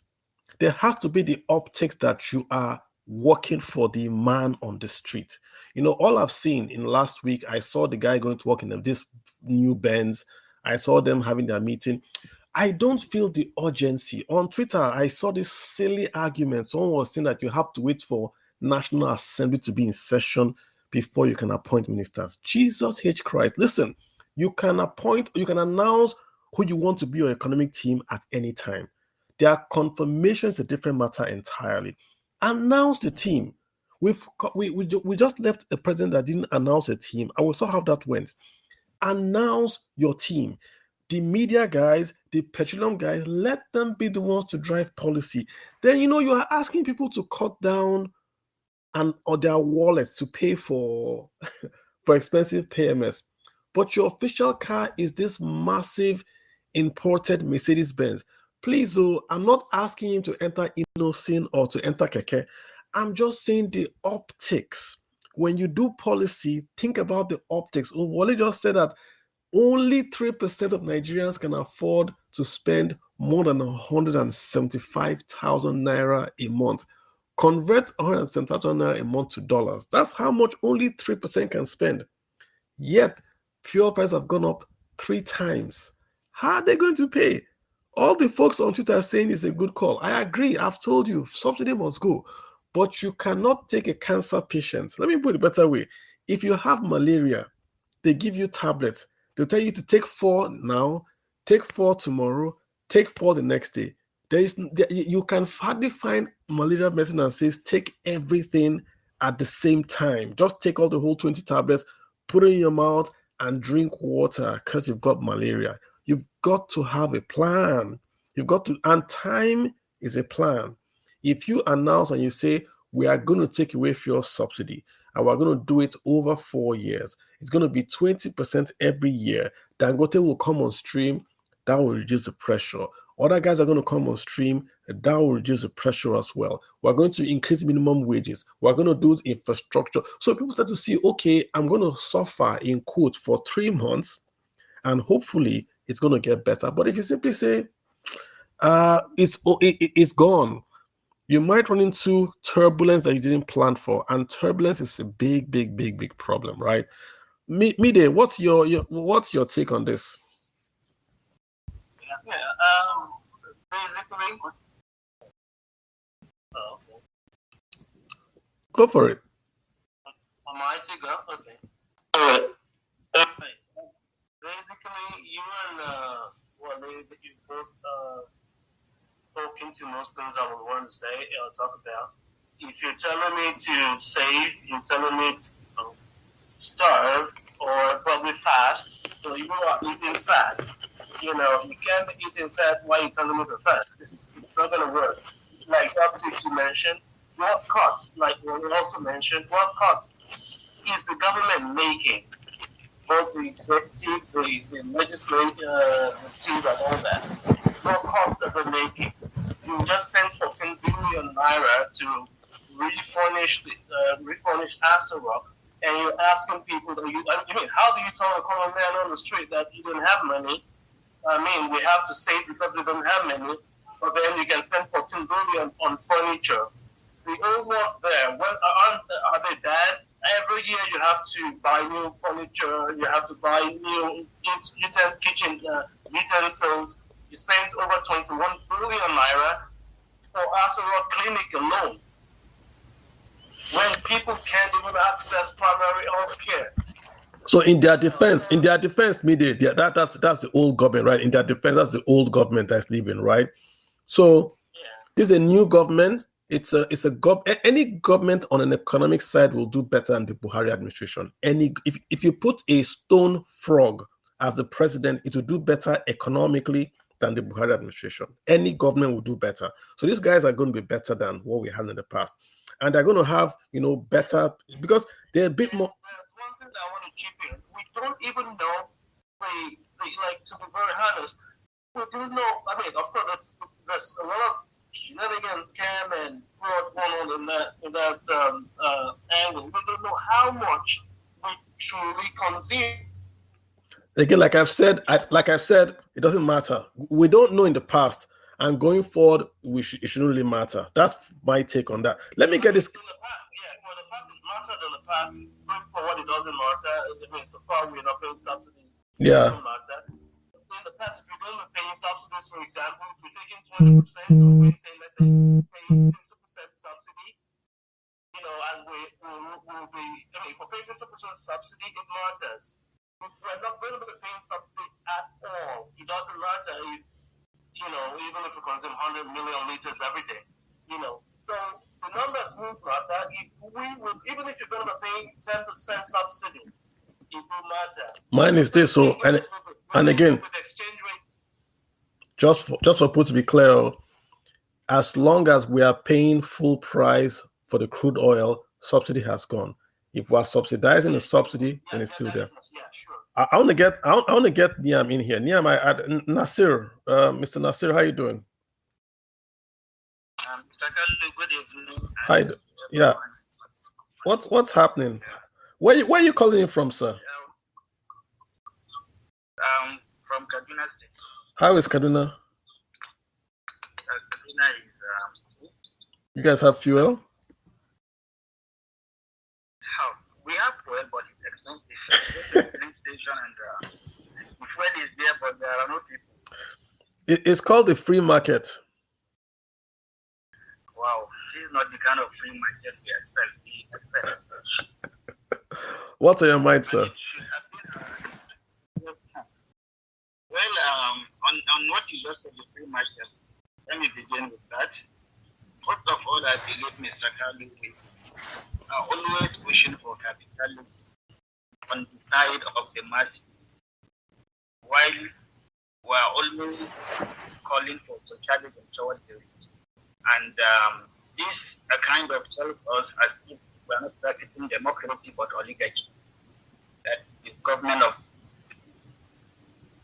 On that,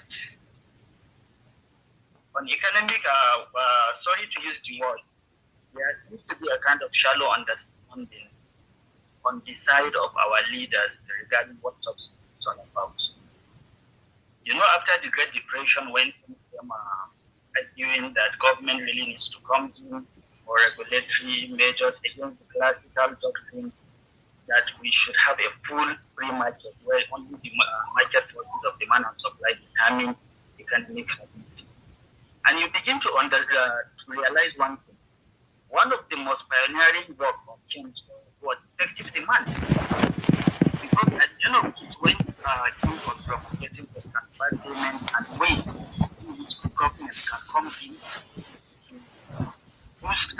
to boost effective demand and against the understanding of major economic today that don't had was more like a proponent of aggregate demand, whereas the reality was a proponent of effective demand. And the bottom line I'm trying to talk about is one, when you see you are subsidizing anything in a country, particularly on the side of public goods, where you can't discriminate and all.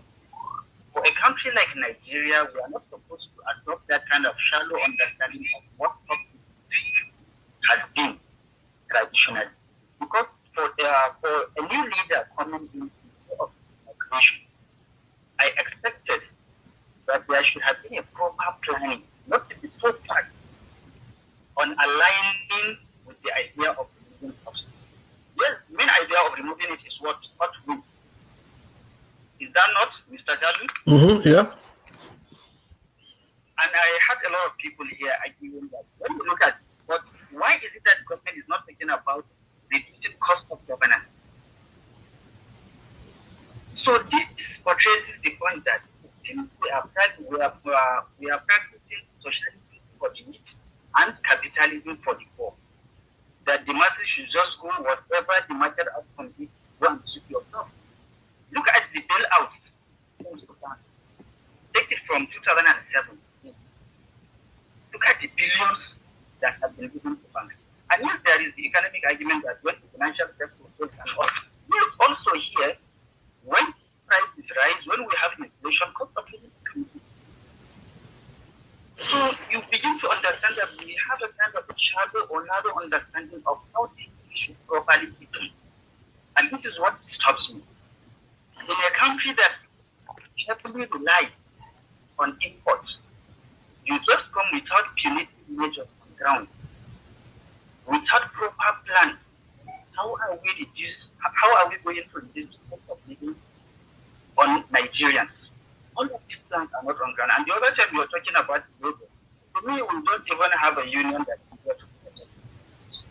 Because they only come to make noise and to get away with it, and that's all. But what we are thinking about, what happens to the cost of living of Nigeria?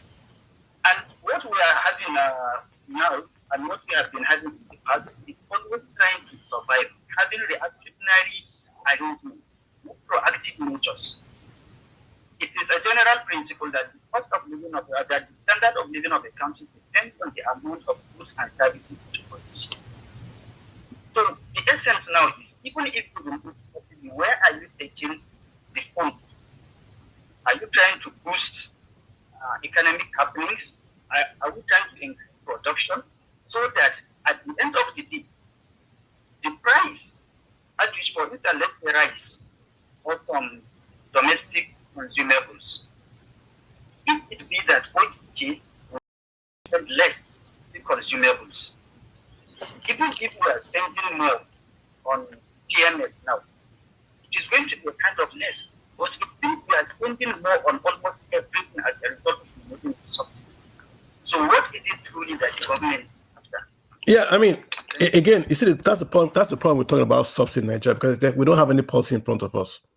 The only policy we have in front of us is the president's statement at the inauguration and the NNPC guys' clarification. But we don't have a policy to go by. We don't know if they've removed the regulation. We don't really know. Maybe I wished we got a bit more context. But what we know is that prices have gone up. Prices have gone up. So that's what we know. So, and it's like you said, it's very interesting what you said, that the stations have got product, but because it's expensive, nobody is buying. So who will blink first? Will the consumers be forced to buy? They cannot. They have no money. The consumers don't have any money. Wale has said that only 3% and above 175,000 a month, which means the guy with the SUVs are going to buy petrol, but nobody's going to buy.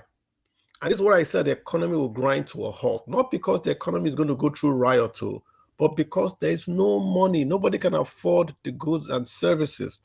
The economy is many small wheels turning. If people in Kaduna are not buying petrol, you bet yourself that people in Abia, in Ebonyi, in Jos, in Oyo are not buying as well. So there's going to be a problem. You've got to stimulate consumption. If there's no consumption, there is no economy. If you take away the money you will use to buy food, to buy fuel, then what kind of economy are you building? It's an interesting dilemma we're going to have to sort out going forward. That's what's going to happen. Mr. Binyam, I've got Binyam Yakubu. Mr. Yakubu, you've got the floor, sir. Hey, how you doing? Good evening, everyone. I think I've heard what that said. So that for me, I have a bit of divergent opinion in some of us. I wouldn't have. You gave an analogy of somebody. I would have loved you a cancer patient. Yeah, let's do cancer now. Let's do cancer. If somebody has cancer and walks into the cancer station, what happens? What I'm saying is that you need to take off that particular part before you commence, or maybe more whatsoever. That's what happens. I agree absolutely that some major schools that to actually confront them. But for me, maybe things which I don't buy that. We've been talking about this for long. We've been saying this for long. And then nobody has had that like the will to actually outright. Because Mr. Kalu, in fact, after this particular move, I personally went down to find out some of the facts, or some of the things that happened. I almost cried. Forget some of the things and whatsoever. But honestly, there are things that are happening that is beyond what you will ever comprehend. Honestly, right? I think this was listening to somebody also that made mention of people cannot afford. But you cannot afford for people cannot spend 100,000 a month. Maybe only They can't spend. They can't spend. Yeah, they can't spend. No, they can't spend. Actually, for me, it's a big statement. I have and I can't spend. Probably I'm not the kind of person. What he's saying is that they don't earn enough to spend. It's not. It's actually research. It's documented research. It's not. It's. What I'm saying, yeah, I'm just telling you some of it. Like I personally, I was one who not believe in that, but some projects or somebody financial institution, and I came to teach things realistically. I realized that some of us just get data somewhere and just Bro, this data is from Nigerian Bureau of Statistics. It's not fake data. I can send it to you. There are lots of other data like that support this one. For instance, let me don't. do you know how many Nigerians have more than 100,000 in their bank account or 500,000 in their bank account? There are many data that support this one. This is just one part of many data. We don't have consumable capital in Nigeria. We don't. So let's leave that alone and make your point. The data is factual. The data is factual that many Nigerians cannot afford to spend more than 105,000 naira a month because they don't earn as much. I've showed you bank employees earning 74,000. It's factual data.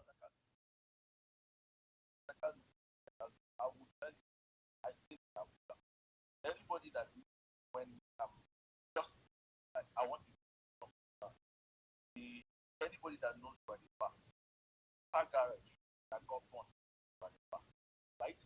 There was actually when they started sales are not working like my boss, but believe me, the money that got born inside people's shop on bank. It doesn't mean anything. You are making conjecture without that. It doesn't. If I go to Obalende, there are Rolls Royce in Obalende. Would I then say Obalende guys can afford Rolls Royce? It doesn't make any sense what you're saying, sir. The data from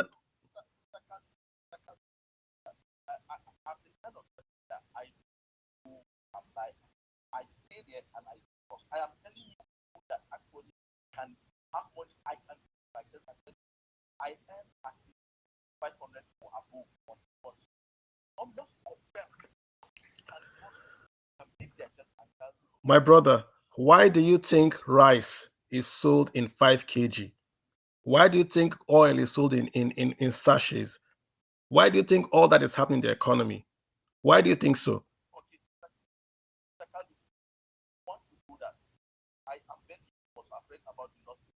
Do you have friends? Do you have any friend? Do you have any friend that has bought a brand new car that was not bought by his company or by his employer, that took his own revenues and bought a brand new car in Nigeria in the last 8 years? Do you know anybody? Not company car. How many do you know? All of them. I didn't say financing. That's what I'm asking you. Do you know Nigeria doesn't have financing? Do you know any Nigerian that bought a car in the last 8 years? I really know the bank. Bro, we gotta move on, man. We gotta move on.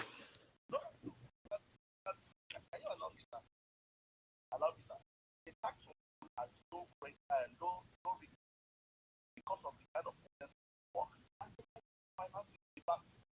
people take that. There's certification, and I agree. But people get to people are being offered. We know all this. Like I said, I agree them some people on some of the effects, anticipated effect of the mover. But like I said, when we're looking at the thing over, honestly, I don't agree with that. I don't think that should be done because this thing has actually not if the issue is not only Nigeria. Okay. Being, I think let me just make this point. I hear you. I get the point you're making. You're saying that you agree with the subsidy removal, but it should not be staged. See, the point I'm making is this: there is no one you would find here that doesn't want subsidies to go away. No one. But the point you must understand is that Nigerians do not earn the average wage in Nigeria officially is 30,000 naira a month. There are tons of data to show that Nigerians cannot afford a 300% shock. There is no financial person you can speak to that will tell you that in any economy, forget Nigeria, in any economy, you can increase prices by 100% overnight, and that makes sense. In any economy, even credit economies, Nigerians do not have credit. The average Nigerian spends cash, which means if they earn 10 naira, they have to spend 10 naira. If you increase fuel by 100%, all you are doing is telling that Nigerian to do a choice between food and fuel. That's all we are saying. We're not arguing with you. The reality, go out to the streets. If there was money in Nigeria, you won't see sachet rice. You won't see sachet toothpaste. You won't see sachet all that nonsense. There is sachet because people can't afford it. That's why it's there. How much is Naira money paying? The federal government is paying people. How much are they paying Naira money? Why are they not paying 1 million Naira money? What's the salary of a police sergeant that has an AK-47 on the streets? What is salary? Is it up to 200,000 Naira? Convert 200,000 Naira to dollars and tell me what that is. So let's not make arguments because we want to defend the government. I don't want to make a political. I don't. This see whether you no BM. I'll let you speak. Whether you support Tinubu or don't support Tinubu, economics does not care. Economics will happen to everybody. If you go to that police station today, you are going to pay 500 Naira plus, irrespective of the political sticker you have on your car. If you have that money, God bless you. Let's get Chidi in here. Chi Diego V. Did I get that name right? Chi Diego V. Hey, how you doing? Go ahead, sir. What's up? I'm so sorry. Sorry about that. It's Chidiogo, actually. I don't really have much. I actually wanted to talk about what Billy Amin was saying. And it's not much because he's talking about a very small fraction of the country. I stay in Ikodu, for instance. I can say, okay, in a part of Ikodu, there are people who make this one amount. Maybe they make over 500,000. Now, is that a population? Is that representative of the population? Is that sample size? No. Talk about what the rest of Nigerians are going through. We need this question. We need something of a form or the other. There are spaces that have addressed the fact that, okay, yes, you want to take out the first subsidy because you feel that people are taking fuel across the borders to some other countries and are funding other economies, which is actually very true. Happening. We have been seeing the effect in other countries now that subsidies have been. But then you coming to say, oh, take it off immediately, everywhere will be good, everyone will be fine. There are a lot of people I know that earn less than 100,000. If they're spending 40,000 per month on transportation, now it's double. And they're earning less than 100,000. Now you can imagine what they're going through. Exactly. You don't need a maths wizard to know that, man. You don't need a magician to tell you. Yeah, but are we really having a discussion if Nigerians can afford it? Come on, that's not a discussion to have. Everybody on this space knows this. I once asked people, how much do you pay your cook? I said, don't answer. Just tell me how much you pay your cook or your driver or your housemate. Do you pay them less than $2 a day? And don't answer. Just ask yourself that question. Do you pay your cook, your driver, your maid more than that $2 a day in this Nigeria? We know the answer to this. Why this is not an argument to have now. This country has got the richest black man on earth, Dangote, in this country. Does it mean that in Kano there are no poor people in Kano? That's his argument. So if we look at Dangote's, we'll say, oh, because Dangote is a billionaire, then we should increase the price of fuel because Dangote can afford it. No, the lowest common multiples where the society goes to, the government exists for those that cannot exist in a fair market. That's what the government does. That's why you have Obamacare. America has the best care in the world, but they have Obamacare because if you can't afford medical care, then you get health insurance support. In this same America, they subsidize diesel for farmers. Farmers have their own diesel, different color. They color it differently. It's for only farmers. But yeah, and we're here arguing that we should remove the prices. You can't, whatever policy you want to do. The point I'm making is that there is no economy on earth or any business on earth that can 200% price increase immediately. Forget Nigeria, forget whatever. A 200% increase immediately is not sustainable. It's not. Saliu, what's up, man? What's up, I did, Saliu, I did. What's happening? Nigeria does this case is like putting the light at the end of the tunnel, and I'm wondering why can't the lights come in front of the tunnel or before the tunnel? For example, subsidy was removed without palliatives, and this over 1 week, and nobody can say categorically that this and that are the advantages or disadvantages that, or are the things that government is going to do to actually mitigate the effect of subsidy removal. And one thing about petrol is that petrol is a common denominator. Petrol doesn't just affect cars, because most people are just looking at it as, oh, people that have V8, people that have these cars. No, petrol affects almost everything in the market. Barbing saloon. Things are going up astronomically. So as much as we are in support of, or I am in support of subsidy removal, but then I believe that there should be a way in which subsidy should be removed, and it should be done in the right way. By now, palliatives should start rolling in. Nigerians should be sure of the things that they are going to enjoy. So let that light that they plan to bring, let us bring that light first. Let us do to the end of. So the light should come to the beginning of the tunnel. I'm going to use that line. So you want the light? Sally, you want the lights at the beginning of the tunnel, not at the end of the tunnel. It's very interesting. And you see, your point is valid. I mean, I've not heard anyone in the last week say they are against subsidy removal. Only NLCs are against subsidy removal. So subsidy has got to go, but it has to go in a planned manner with palliatives. I don't want fuel subsidy palliatives. I want a social safety net to say, if you do not earn money, if you are young, if you are infirm, then the state will protect you. Nigeria is a very, very, costs are still low. So you can afford to pay people a certain amount of money based on where they live, based on how they spend, and they can get by. But you just can't. If you go to my village and you say we're going to increase fuel price by 100%, how are they going to afford it? Where do they earn? Who will they charge 100% to cover that increase in fuel price 100%? And my village is like your village. So think about the guy in your village. How will the guy in your village be able to afford it?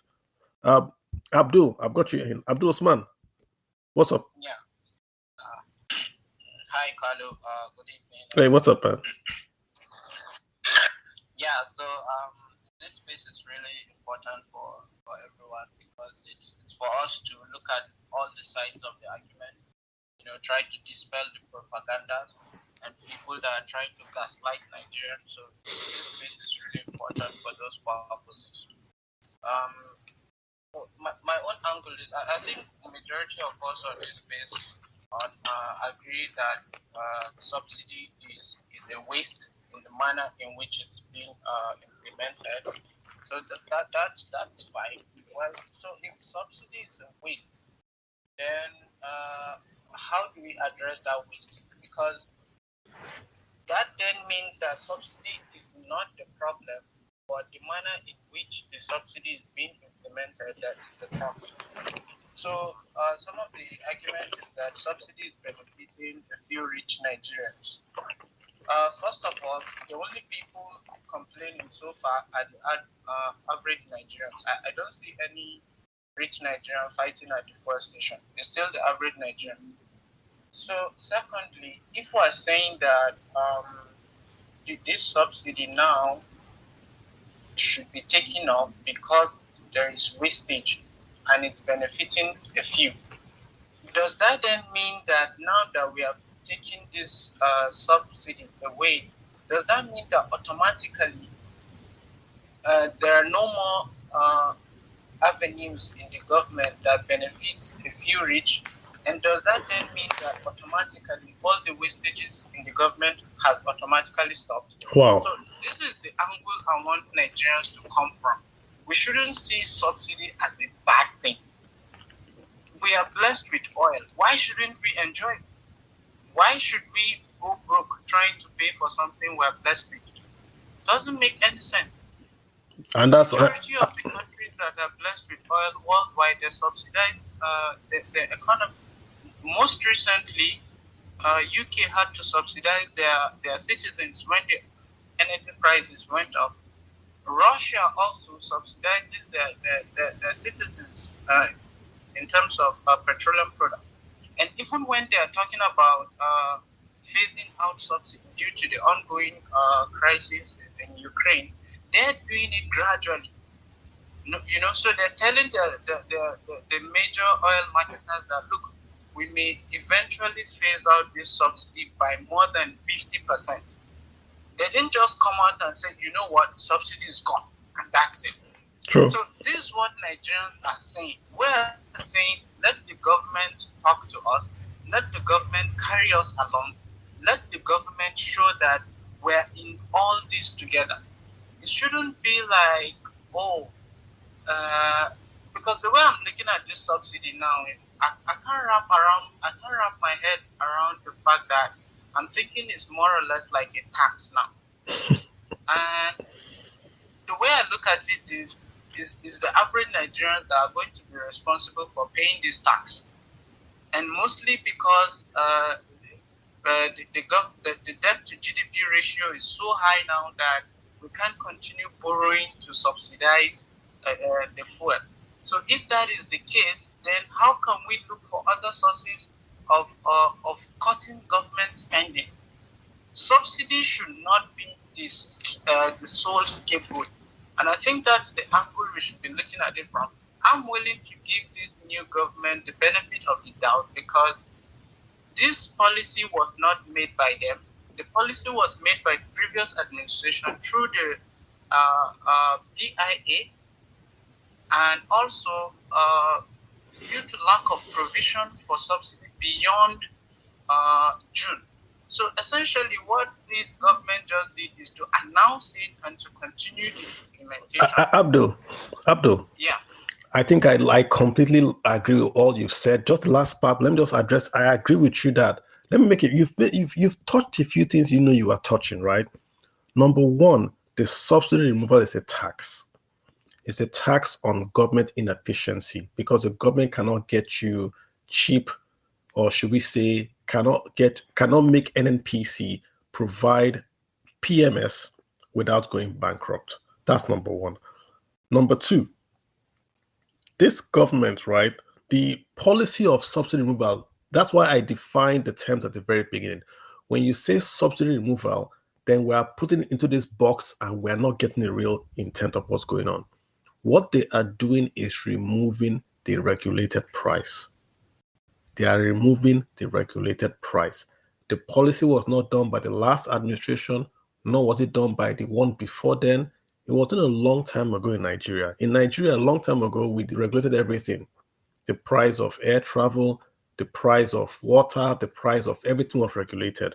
And petrol has stayed. So when the refineries went bad a long time ago, not 8 years or 16 years ago, they went bad during the military regime.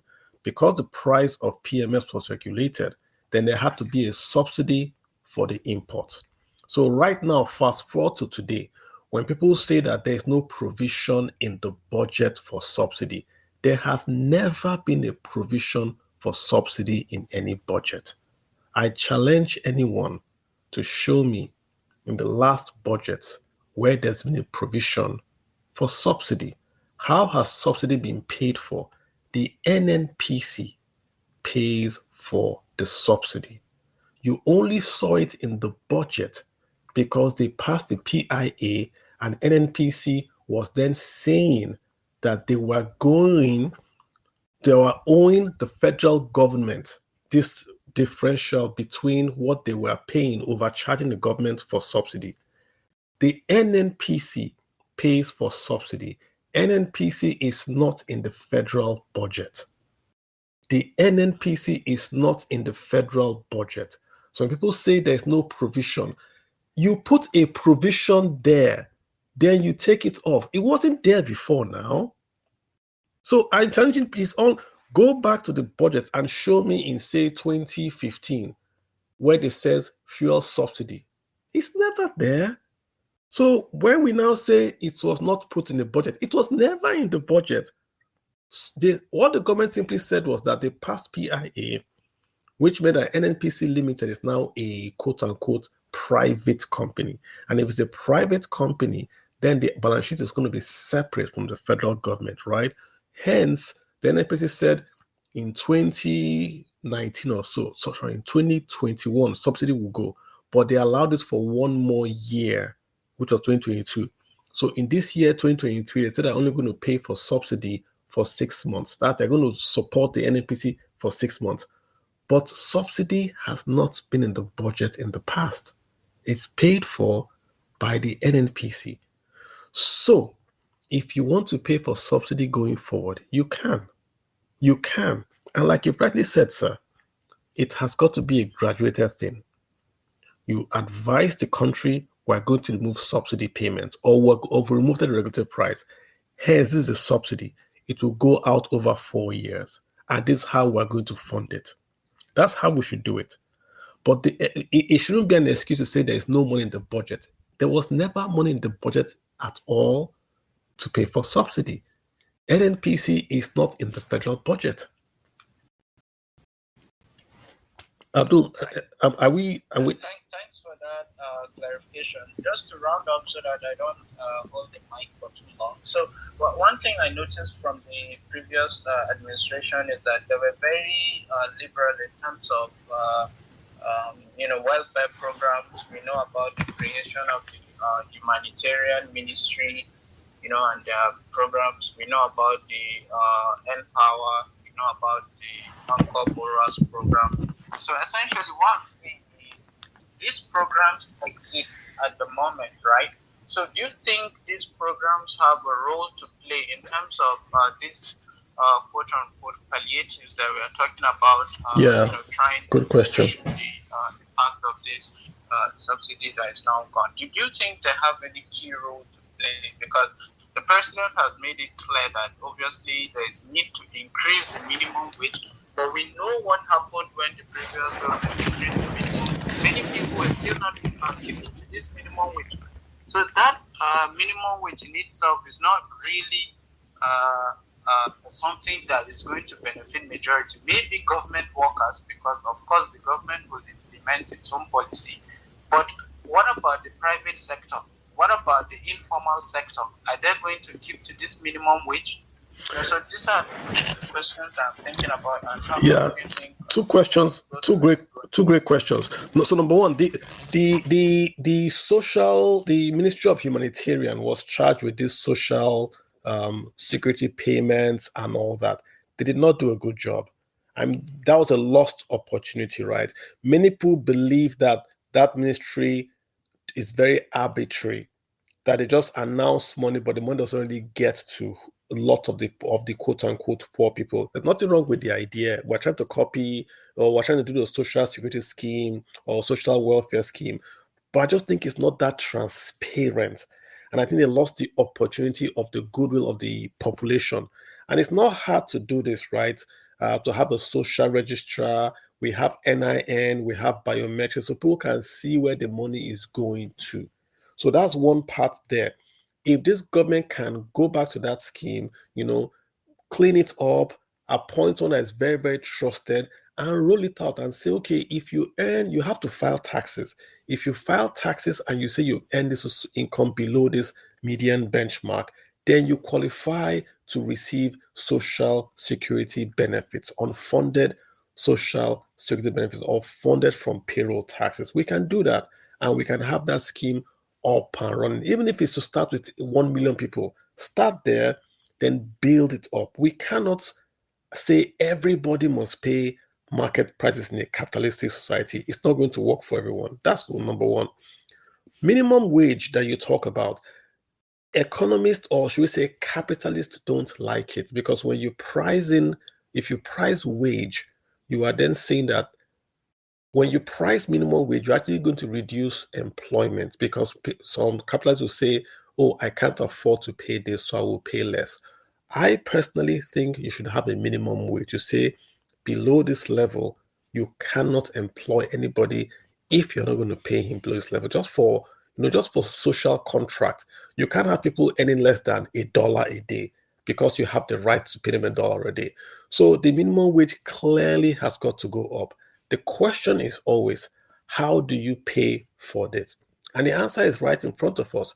You can pay for the minimum wage by cutting back the fat and the waste that is currently in the federal government. Look at National Assembly. I saw their budget, was it last year? National Assembly's allocation is more than the universal basic education's allotment. How does that make any sense? The National Assembly earns more or is allocated more than the universal basic education. So cut all that fat away. Sell all those presidential AFPs. Okay, keep one or two. Sell those things, cut down the cost of doing business, and plow it back into paying minimum wage increase for the junior workers. So you can see level 0 to level 12, maybe they're going to increase their wages for now. And if the economy improves, then we're going to increase the wages for the upper tiered workers. But there has got to be something to done with minimum wage. Inflation is 22%. 22%. And minimum wage has not moved since when it was announced of 30,000 naira. So you don't have to be a maths wizard to see that we have got to pay people more. You don't have to be a maths wizard, right? And we have to do this by asking ourselves, where can we get the money from to pay people? There's money in Nigeria. People don't pay taxes, so tax them.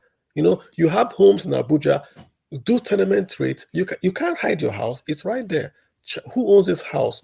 Tax the house and pay. There are many ways to raise revenues. Cut down the waste, tax the rich, and transfer some of those monies to the poor people in Nigeria to survive. We can't build an economy where the poor cannot feed.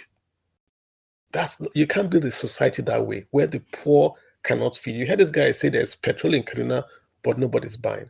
So if it's nobody buying because they don't have money, yes, they don't have money. So when you come and say people have money, but they're not showing it, if they had the money, they will buy the 500 fuel, but they don't have the money. That's why they're not buying. Iyake, I've got you, sir. Mr. IK. Okay, IK. IK, what's up, man? So I'm going to shut down the space maybe earlier than anticipated because the technical issues on the space today is a bit low. We might have to do the exact same topic next week. Yeah, but the tech issues today, audio is very, very poor. I can't add a lot of people. It's just the space. I don't know what's going on with them, right? So, IK, you've got the floor. You can go ahead and speak. We're just saying we'll try to wind it down, and maybe next week we'll do on that take on the same topic because I'm sure this week would have more information that we can then speak on. So, IK, you've got the floor, sir. Good evening, sir. What's up, man? I'm good. Good evening, my fellow speakers, my listeners. In fact, you said it all. On the issue of subsidy removal, I think the way it was removed was bad. Yes, it was bad. And I will keep saying it because the subsidy removal, majority of Nigeria wants it. I feel that is not the only place we are wasting money. In the way we run our government today, there's too much waste from the National Assembly. There's too much waste. I'm wasting funds. I'm going to start with about fuel. It was attacked. Think about people's lives. It's fuel that they go to people's lives. Suffering. The masses are suffering it. The minimum wage we talked about, 30,000 naira, is nothing compared to what the economy of today. In fact, they should change the name for minimum wage to minimum living wage to maybe 200,000 naira and above. Let it be living wage, minimum living wage, so people can understand because it's too poor. It's too poor. I don't know if the country just keeps making people poor, really, and only the rich keep going higher.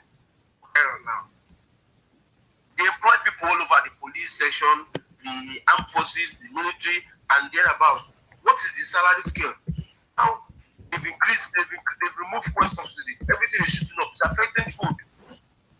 Everything, the price is changing, and nobody can talk for us, whether your salary or whatever. It remains there. I was complaining the other day with a friend. The president said that the president is not NAMAC or NAMFAC or what you call it. So we should remain just waiting for NAMFAC. Is it not the president to give directive? For crying out loud, subsidy removal was wrong. There are proper ways to remove the subsidy. You can move it gradually, but not just outrightly. You should be calculative in removing this thing, for crying out loud. I mean, check the waste. I feel so bad anyway for the subsidy removal. I must tell you. Yeah, and I don't want people to give this excuse of I don't. Yeah, I don't want people to give the excuse of FAC or NAC or budget. I'm just saying, in any ecosystem, you can't increase prices by 200% immediately. In any ecosystem, government, private sector, church, mosque, even in your own house, you can't just tell your child, I used to give you 20 naira before, now I'm going to give you 1 naira. There's no way it's done. In any ecosystem, you can't simply say, we know subsidy is corruption. We know. But let me put that saying immediately. Don't we know the ports are corrupt?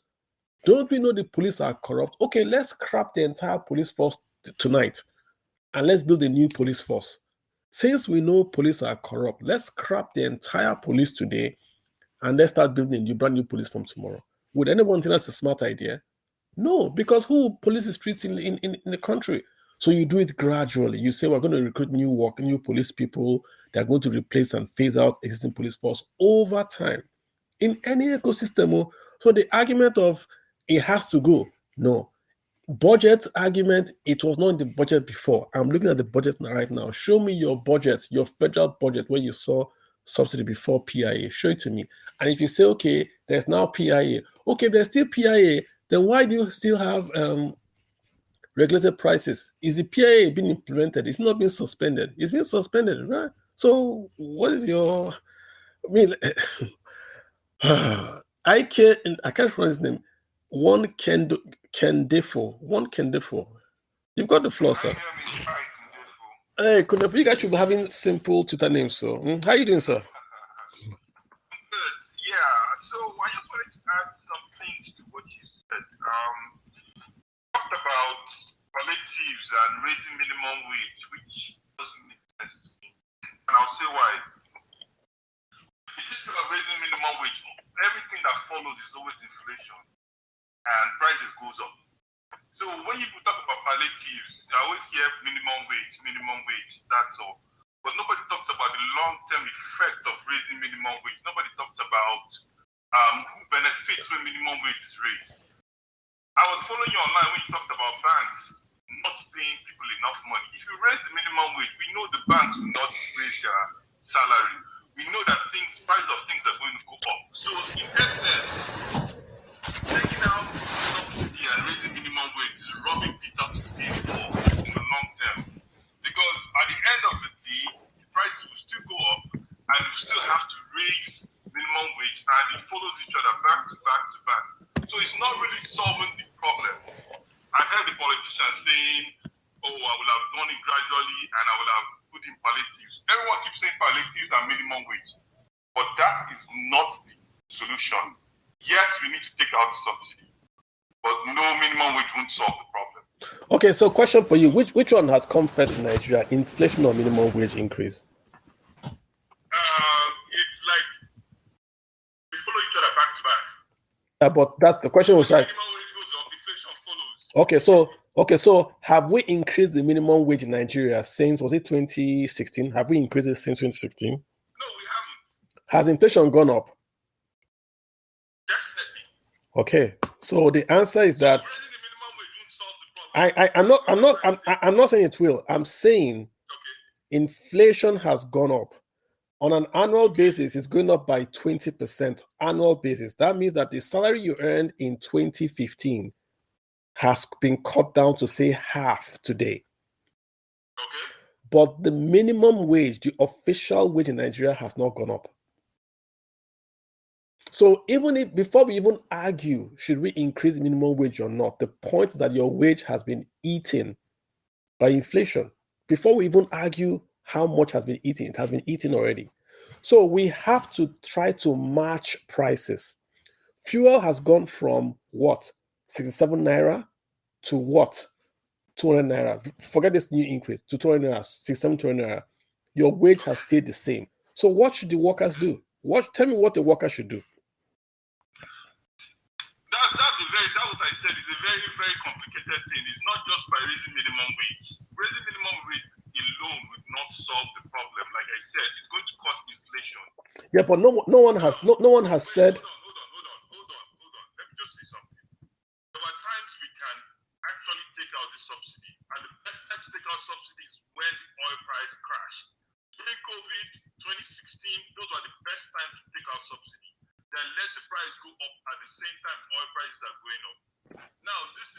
trying to quench fire when the house is 90% gone. Because very soon China will start coming for us and start taking over our ports and airports and seaports and everything.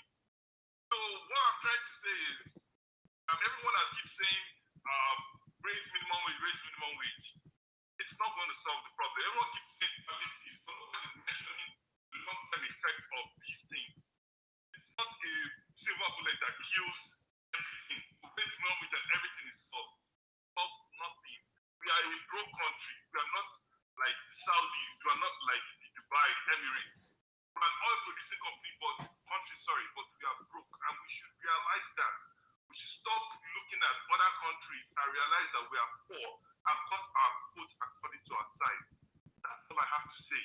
This idea of, let's keep this thing and keep going back and forth on raising minimum wage and we should cut subsidy or not cut subsidy, it doesn't matter. We are not a rich country. We are over 200 million Nigerians, and we are producing oil for the size of a small country.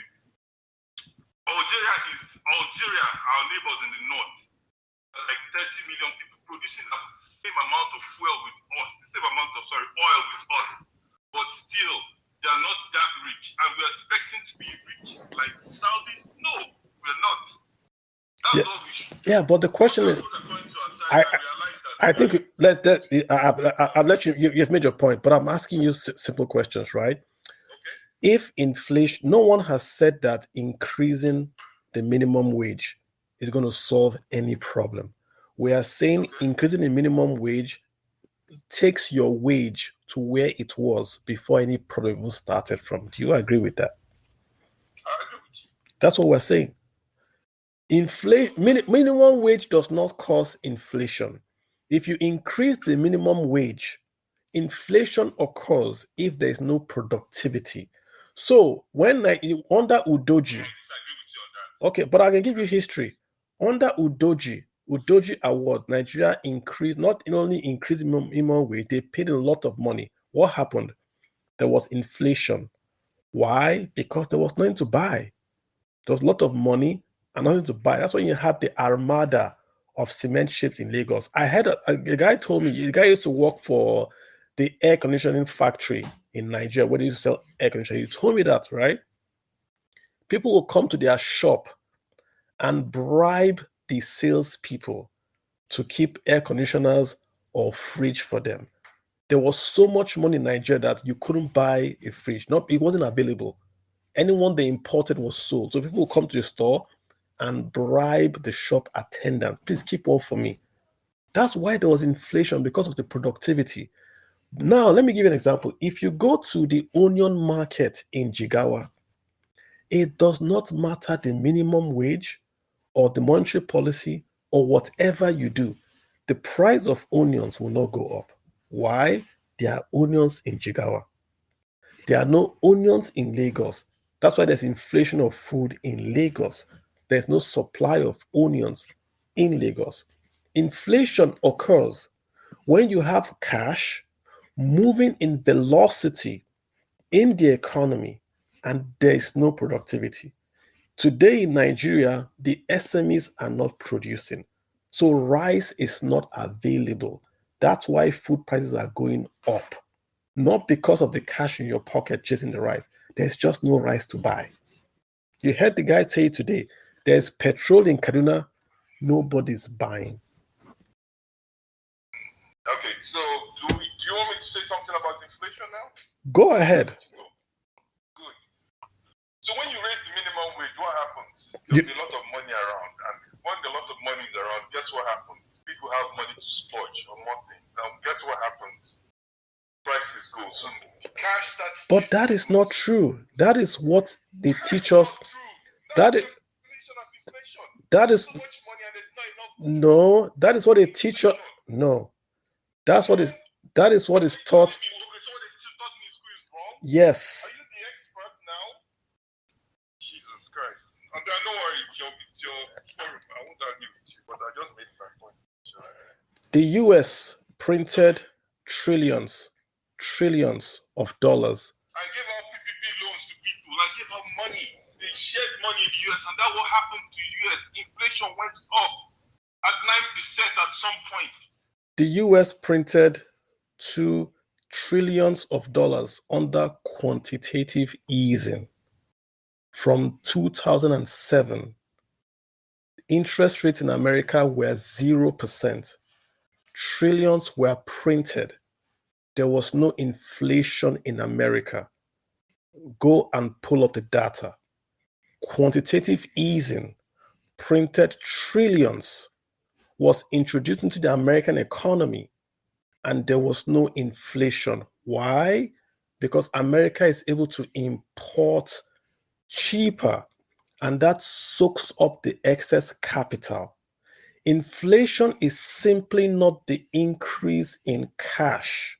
It is when that cash has nowhere to go, moving with velocity in the economy, then it causes what you then call cost push or demand push, inflation.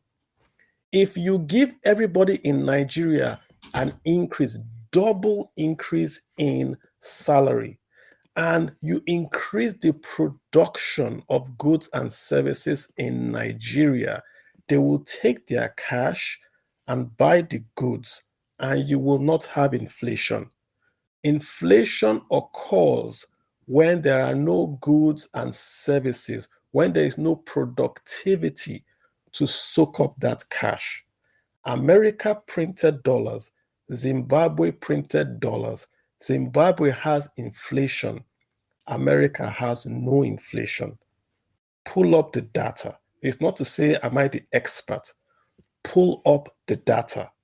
If you go to any food state in Nigeria where food is produced, it does not matter the amount of currency in that state.